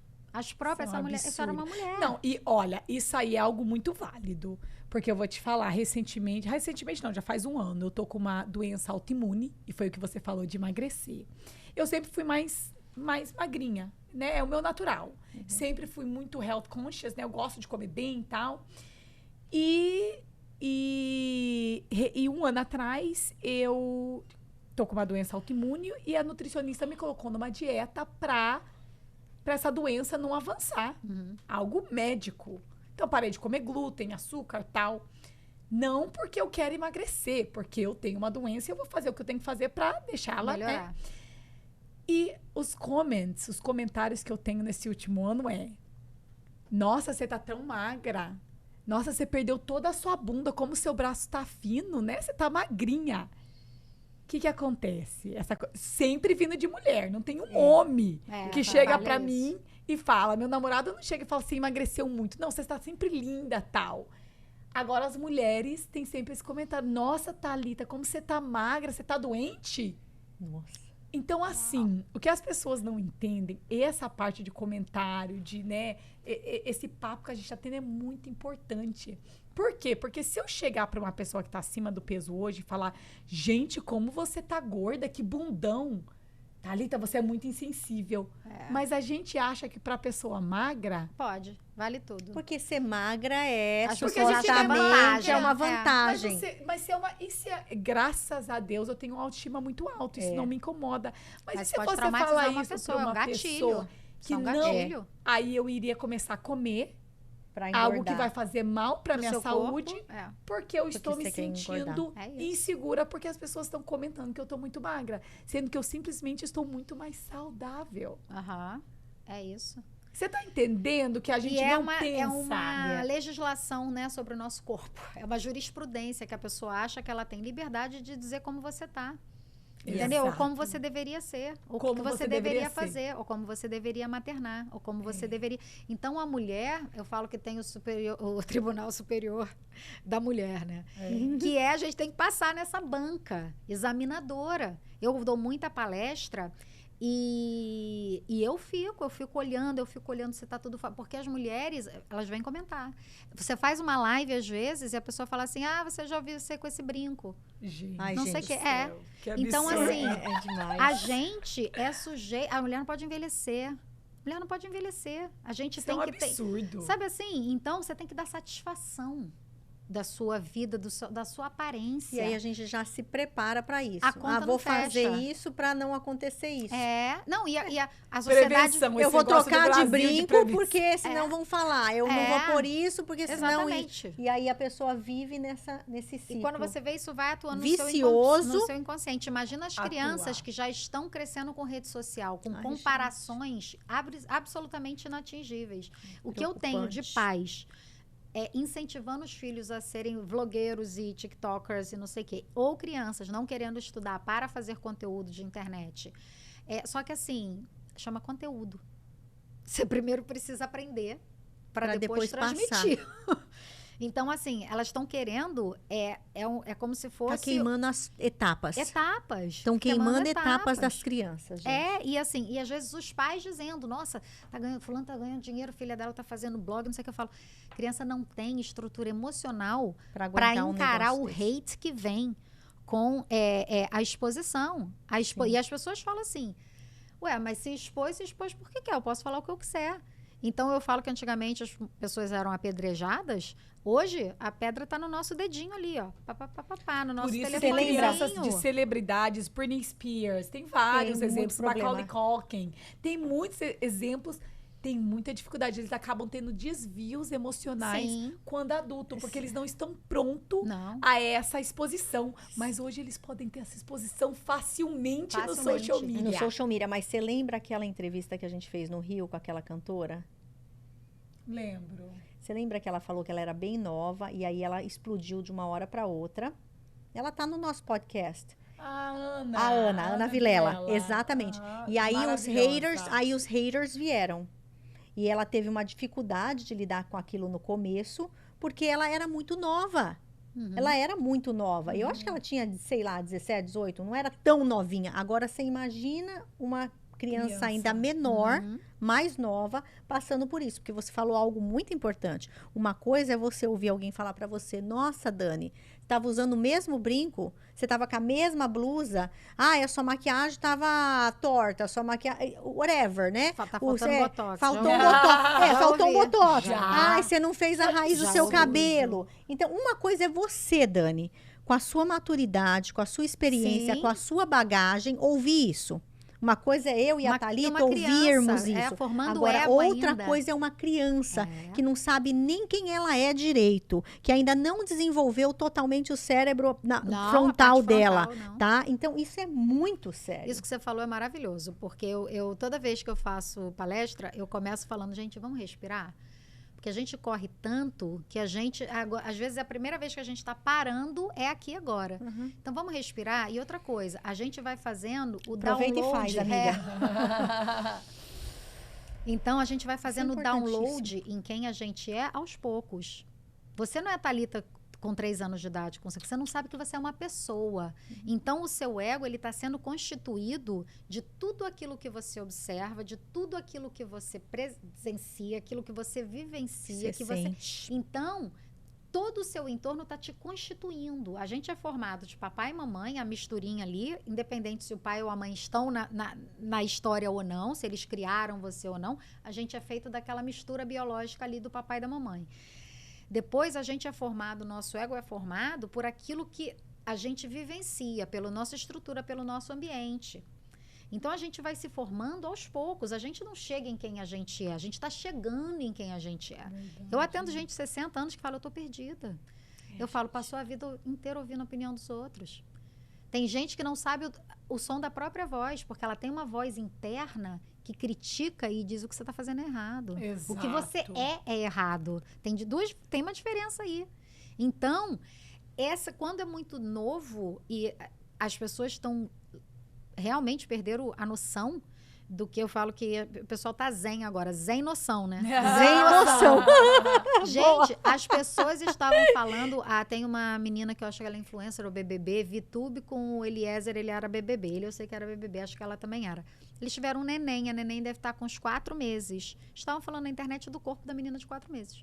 Como assim, gente? Falam que a menina tava gordinha demais. Ela tem algum problema? Não, gente, não. Ela tá gordinha. Aí ele veio pra internet. Ainda bem que eu nem vejo essas coisas. Ele veio e fez eu vejo muito, assim, porque eu consumo. Você precisa, né? Porque eu preciso saber o que tá acontecendo. Exato. Porque isso que tá acontecendo tá influenciando as novas gerações. Então, eu tenho que Você tem observar que tudo o que tá isso. acontecendo para preparar. E aí ele veio fazer um vídeo e falou, gente, o que faz uma pessoa escrever do corpo de uma criança de 3, 4 meses que é saudável, que tá bem, que tá mamando no peito, que tá não sei o quê. Ela não é... Acho que pessoas falam que a criança estava obesa. Gente, a mãe tem 4 meses. Aí eu falo, gente, primeiro eu não vejo essa mesma coisa com o menino.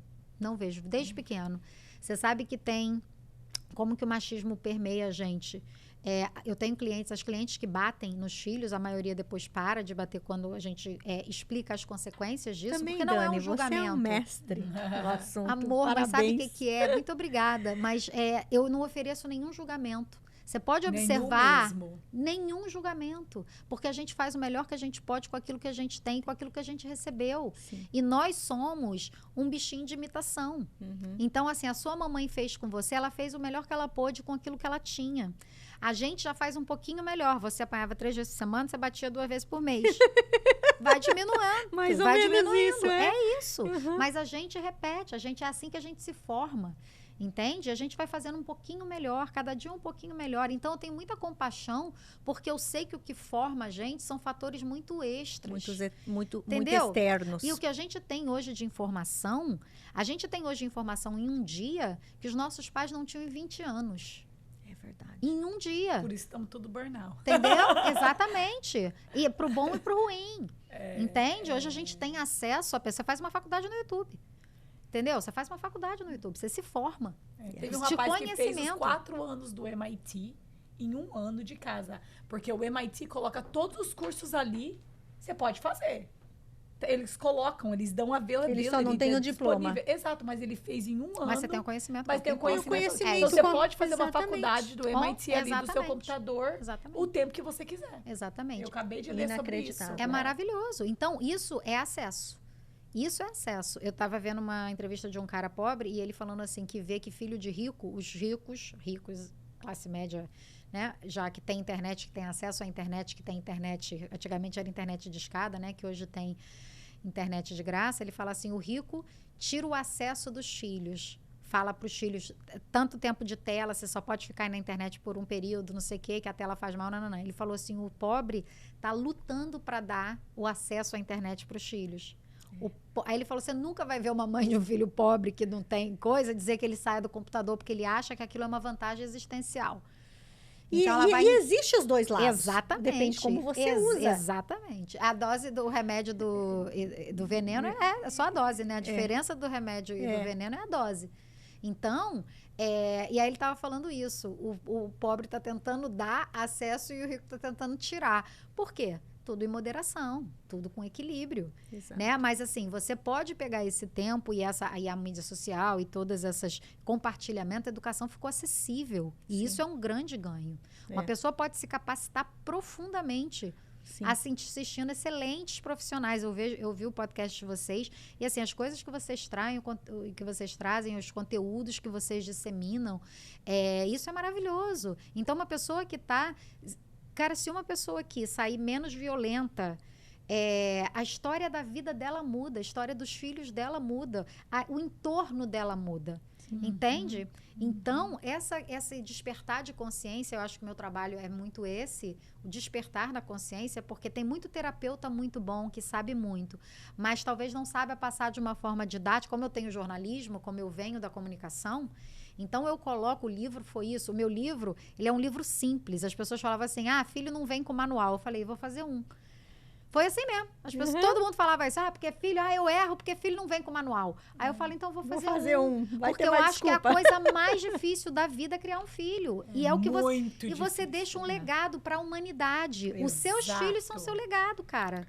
Então, o que você faz com eles, os seus erros, os seus acertos, você está deixando aquilo para o mundo, vai impactar outras vidas. Você eles dá vão se destino para relacionar. muitas vidas. Exatamente. Para muitas, porque o filho, aí vem os netos e os bisnetos e vai indo de geração em geração. E vai ser os como colegas ela de falou, trabalho. A gente faz um pouquinho melhor É, do que exatamente. foi feito pra Recebeu. gente. Então, Quanto a mais meta conhecimento a gente adquire e melhor a gente faz, melhor os nossos filhos vão fazer. Cara, isso é tudo. Vocês isso, estão melhorando tudo. gerações do Eu sempre falo que, para mim, muita gente pergunta isso assim, qual é a função dos pais? Qual é a função dos pais?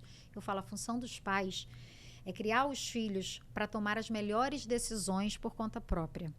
Porque quando eles estão com você, você pode dizer, isso não é legal, faz por aqui, vem por aqui e tal. Quando eles estiverem sozinhos, todo mundo vai ter opção de mentir, de trair, de fazer coisa errada, de roubar, de usar droga, de fazer um monte de coisa. Então, capacita os seus filhos para pensar, dê para eles informação, para eles escolherem, fazerem boas escolhas para a vida dele. Sim. Então, o nosso papel é de ir o mais longe que a gente puder, se capacitando, se conhecendo. Primeiro você mesmo. Conheça-te a ti mesmo. Sim. Terapia, paz, terapia. Sim. Porque eu tenho muita gente que vem aqui, Dani, você atende meu filho? Conserta aqui pra mim. O problema é nos pais, Entendeu? Começa no pai. Eu falo, eu começo com os pais.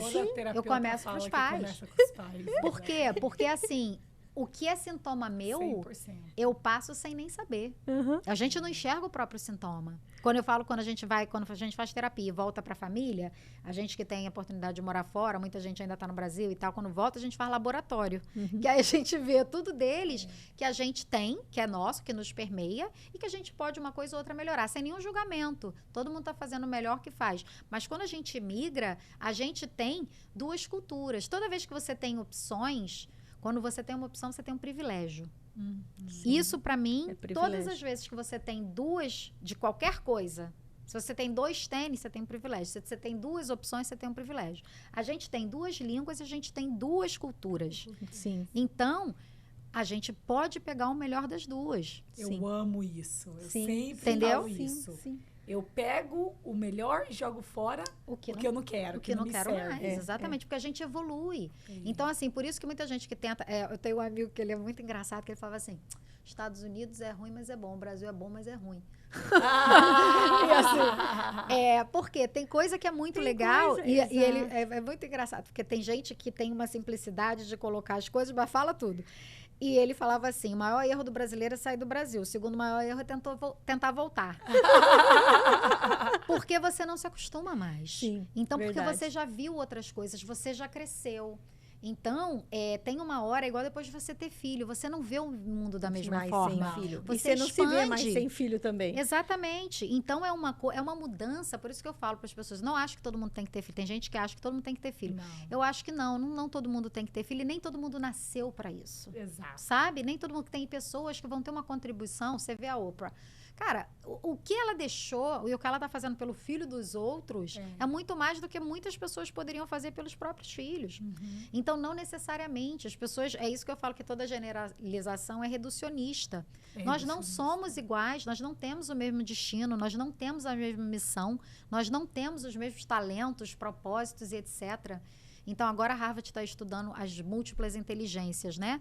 Que a gente tem diversas inteligências. Antigamente, você fazia um teste de QI, se você era bom em matemática, você era inteligente. Se você não era, você era uma bosta.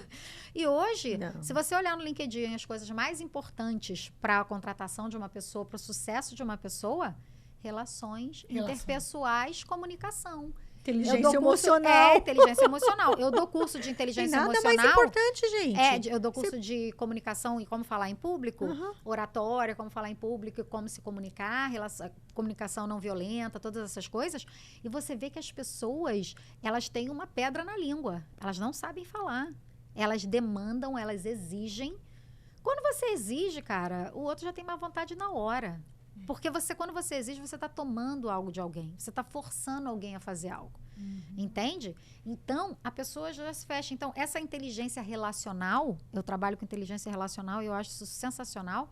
Então, Harvard hoje ensina que tem uma inteligência corporal. Você pega um cara do Cirque du Soleil, o que ele faz com o corpo é uma coisa magnífica. Sim. Entende? Você vai pegar um peixe e julgar ele quando ele escalar uma árvore, ele é uma bosta. Agora, bota ele no meio adequado. Então, observa os seus filhos. A gente faz isso muito, esse trabalho. Eu falo que a gente, na terapia, a gente filtra quem a gente é para deixar nossos filhos serem quem eles são. Sabe? Eu já vi histórias de filhos que se suicidaram. Isso é sério, gente? Muito. Porque os pais queriam forçar O eles filho a a uma ser algo. carreira ou querer fazer o que eles fizeram, a ter uma característica que eles tenham. O filho não é uma projeção do seu ego. O Sim. seu filho, eu brinco que uma vez a minha mãe foi na minha casa e a minha filha mais velha é muito parecida com meu marido. Ela é mais tranquila, mais quietinha. E eu sou sagitariana, faladeira, não sei o quê. E a minha mãe falou assim, Liv, tá muito parecida com o Xande. Você tem que dar uma moldada nela. Aí eu fui e falei assim pra minha mãe, ela não é massinha não, pra moldar. Eu falei assim, ela não sou eu. Eu tô tão curiosa pra saber quem ela é. Ela era bem pequena. Eu falei, eu tô tão curiosa pra saber quem ela é. A assinatura da alma dela. A gente foi feita a imagem e semelhança de Deus, não a nossa. Eu não tô criando minha filha pra ser a minha imagem e semelhança. Meu ego tá bem, obrigada. Eu já tô vivendo a minha vida, o meu propósito, o meu caminho. A minha filha, Vai viver o ela dela. vai viver o dela. Eu tô doida para saber quem ela é. Tô doida para saber o que Deus preparou para ela. O que essa menina tem para contribuir para o mundo, vindo de uma pessoa amorosa com um marido amoroso, com uma relação, sabe? O que vai vir, o que vai sair de um poço de amor, que é o que ela recebe, de estrutura, sabe? E aí eu tive uma resposta muito linda que foi no Thanksgiving. A escola dela, ela é cheerleader e no time dela tiveram um Friendsgiving, que fizeram um Thanksgiving para os amigos e todo mundo tinha que fazer uma carta para a pessoa dizendo o que a pessoa era. Então eu vou falar, Thalita é doce, é inteligente, é isso. Todas as meninas que escreveram para ela ganhou o Friendship Award, que era amiga de todo mundo, e todas as dedicatórias ali, ou texto, todos falaram quão boa ela é, quão nice ela é, e quão sensível ela era à necessidade dos outros. Entende? Teve uma menina que falou assim, você é a luz nos meus dias escuros. Ela deve Uau! ter inclusão. Ela tem inclusão. Total. E como ela participa de um grupo, ela tem, né, esse é um ponto forte, muito importante. Sim. E muitas das vezes as pessoas menosprezam um ponto tão forte como esse. Porque a inclusão, você consegue incluir todos do grupo, tá? Sem menosprezar a qualidade de ninguém, de uma maneira muito leve. A minha irmã tem isso. E quando a gente fez o método Gallup, que fala sobre os pontos fortes, a gente pôde entender exatamente onde eu fico na empresa, onde ela fica, o que ela contribui, o que eu contribuo, e a gente fez com mais 2 outras gerentes, para a gente poder se entender melhor. A sua filha, com certeza, deve ter inclusão num dos pontos fortes dela, por isso que ela tem, por isso que as meninas veem isso nela, porque ela consegue incluir. A Jéssica, menina, ela tem uma facilidade de, tipo assim, de enxergar, sabe, o geral, o que é a atitude da gente, o que as nossas regras, os nossos guidelines, como que isso vai reverberar no outro. Reverberar. O que é reverberar? Reverberar. Nosso português aqui não é tão bom, viu? Reverberar é dar continuidade, é como vai reagir, é uma como reação. Vai reagir, exatamente. Como as outras pessoas vão reagir com aquilo que a gente fez. É uma facilidade incrível de fazer isso. Eu não tenho. Entendeu? Eu não tenho. Mas aí é isso mesmo, é colocar cada um com as suas habilidades na gestão certa. Exatamente. Entende? Então, assim, não tem habilidade melhor ou pior, porque a gente precisa de tudo. Exatamente. Então, algo que me falta, e eu falo que isso no casal também, as pessoas ficam disputando, sendo que elas podem colaborar. Então, nos casais, eu falo, cara, seu marido não tem que ser igual a você e nem fazer. Ele faz tudo do jeito dele. Eu falei, mas que jeito que ele tinha que fazer? Do seu? Entendeu? A gente se impõe do outro, ele só tem um jeito de fazer, que é o dele. Ele só é aquela pessoa. Então, assim, a gente precisa respeitar que as pessoas são diferentes e que a forma delas também funciona. Eu vejo muita mulher que tem esse ego de tipo assim, ele não é nada sem mim. Ih, não vivia comigo, não vivia sem mim em 3 dias. Em 2 meses ele tá com outra pessoa, tá vivendo super bem. Entendeu? Que ego é esse, gente?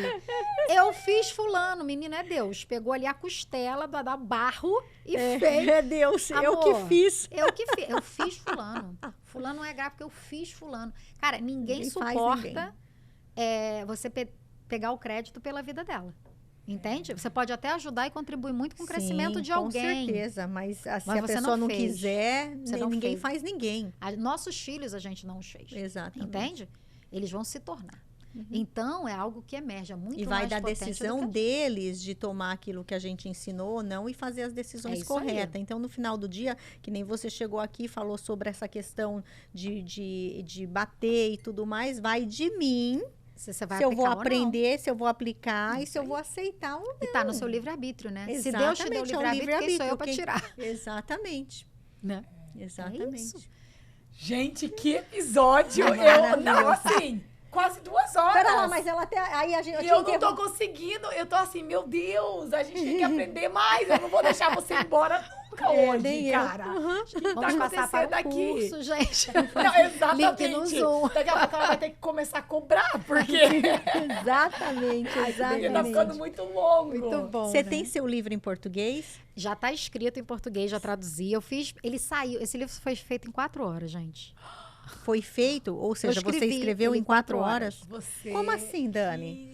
Eu atendi uma criança de 8 anos, vai ficar mais longo ainda. Eu atendi uma criança de 8 anos Sim. e eu observei um padrão nela, era uma coisa dela, ela dizia que ela era muito agressiva na escola e ela estava quase sendo expulsa. A mãe mandou Uau. ela para mim e ela falou assim para mim: minha mãe quer que eu seja calma, mas ela 7 horas da manhã ela tá gritando comigo já. E aí eu fui fazer, eu sentei para fazer uma escalazinha para ela, estratégia. uma agendazinha para ela ficar mais independente. Ela era muito inteligente. Para ela ficar mais independente, para a mãe dela não ter que cobrar tanto dela, que a mãe não era uma pessoa paciente, a gente tem que lidar com o que a gente tem. Claro. A gente não vai mudar a pessoa assim. Aham. Então eu fui deixando a menina mais empoderada. Quando eu sentei para escrever, eu comecei a colocar no papel tudo que eu falava para os meus clientes que eram mãe e tudo que eu falava para as crianças. Então, esse é um livro para pais e filhos. Uma criança de 7 anos consegue ler meu livro. Eu tenho leitores de 7 aninhos. Ai, que Manda bonitinho. vídeo para mim, fala que a vida deles mudou, que a família deles mudou, porque a mãe não grita, não bate mais, que o pai deles agora sabe como pedir para eles de uma forma que funciona, porque o autoritarismo gera uma rebeldia na hora, é isso do reverberar. Aham. O que aquilo gera? Quando eu sou autoritária com você, você fala, faça se eu quiser. Você não manda em mim. Exato. Entendeu? Então, como que faz para conversar com a criança e faça ela querer colaborar? Sabe? Então, uma coisa, para assim, não me estender, uma coisa que eu acho super importante ensinar para as crianças. Eu ensinei para minhas filhas a colaborar. A gente veio para esse país e a gente tem grandes oportunidades, mas geralmente alguém veio por benefício próprio. A gente quer tirar algo da América. E a gente não foi ensinado a contribuir com a América. Então, eu falo para minhas filhas, aonde você chegar, deixe melhor do que você pegou. Aonde você chegar. Então, se eu for num banheiro público com elas, eu pego o álcool gel, eu pego o coisa, eu limpo o assento. Depois que eu uso também, eu seco a pia para a próxima pessoa chegar. O papel que eu usar, eu seco a pia. Eu deixo melhor do que eu peguei. Eu falei para ela, a gente deixa como a gente gostaria de ter pego. Nem todo mundo tem o mesmo nível de consciência. Por que eu trago isso? Para que elas não tenham julgamento. Entende? Elas têm o privilégio de ter uma educação ali diária. Entende? Eduque para não precisar punir. Então, eu vou instigando nelas, colocando nelas esse senso de contribuição. Elas não estão aqui para tirar, elas não vão crescer para ser usurpadoras, elas vão chegar aqui para contribuir. Como que eu posso ajudar? Pessoas que têm uma missão para pensar em sociedade, na civilidade, entende? Então, eu acho super importante isso. Nossa, gente. Amei. Eu tô ali, eu Maravilhoso. tenho que ensinar isso pra Kylie. Tô tentando pegar mental notes, assim. Isso aqui eu tenho que fazer. Não, eu já isso vou também, entrar isso e também. já preciso desse livro, Eu com também. certeza. Obrigada. Dani, que fantástico, de verdade. Não tem Muito. nem palavras pra falar o tanto que eu aprendi hoje. Bom, eu tô muito feliz que você mora aqui pertinho de mim. Oba! Como nós vamos para vários estados para gravar os nossos podcasts, para buscar pessoas que tenham conteúdo como o seu, né, que possam trazer realmente ferramentas para os nossos ouvintes, para que tenham vida melhores e alcance os seus sonhos, mas geralmente essas pessoas estão longe, né? A gente foi para Arizona gravar, foi para Boston, vai para o Brasil, vai para São Paulo, vai para o Rio, enfim. E aí agora a gente está tendo esse privilégio de conhecer. Você mora tão pertinho de mim. Eu moro aqui em Boca, você mora em Fort Lauderdale. Minha filha, acabou. Pertinho. Viramos amiga. Amor. Porque eu quero muito, muito, muito continuar o nosso bate-papo e te conhecer mais profundamente. Porque tenho certeza que vai adicionar muito. Então, assim, estou muito feliz mesmo de conhecer. Obrigada. Impactou as nossas vidas. Muito. Tenho certeza que impactou a sua. E deixa aqui pra gente como que as pessoas podem te conhecer melhor, te seguir, qual o seu Instagram. Dani Bastos Life Coach, é esse Dani com 2 N's e Y. Dani, guys, Dani Bastos, com 2 N e Y no final. Dani Vai lá. Bastos Life Coach no Instagram, no YouTube também. E aí lá, entra em contato comigo, que eu respondo todo mundo com o maior carinho. Eu tenho o maior prazer em trocar com as pessoas. A gente tá aqui para se conectar, né? Então, como você ensina suas filhas. Tenho certeza que é o que você mais faz, contribuir. Assim, e não tem nada mais gratificante que isso. Não tem. A vida é um dar e receber, né? Então, assim, eu recebo esse carinho de vocês com tanta gratidão. Foi um privilégio estar com vocês. Vocês são sábias e lindas. Obrigada por esse trabalho de vocês, viu? Muito obrigada. Obrigada a você. E hoje eu tenho certeza que você aprendeu que você pode!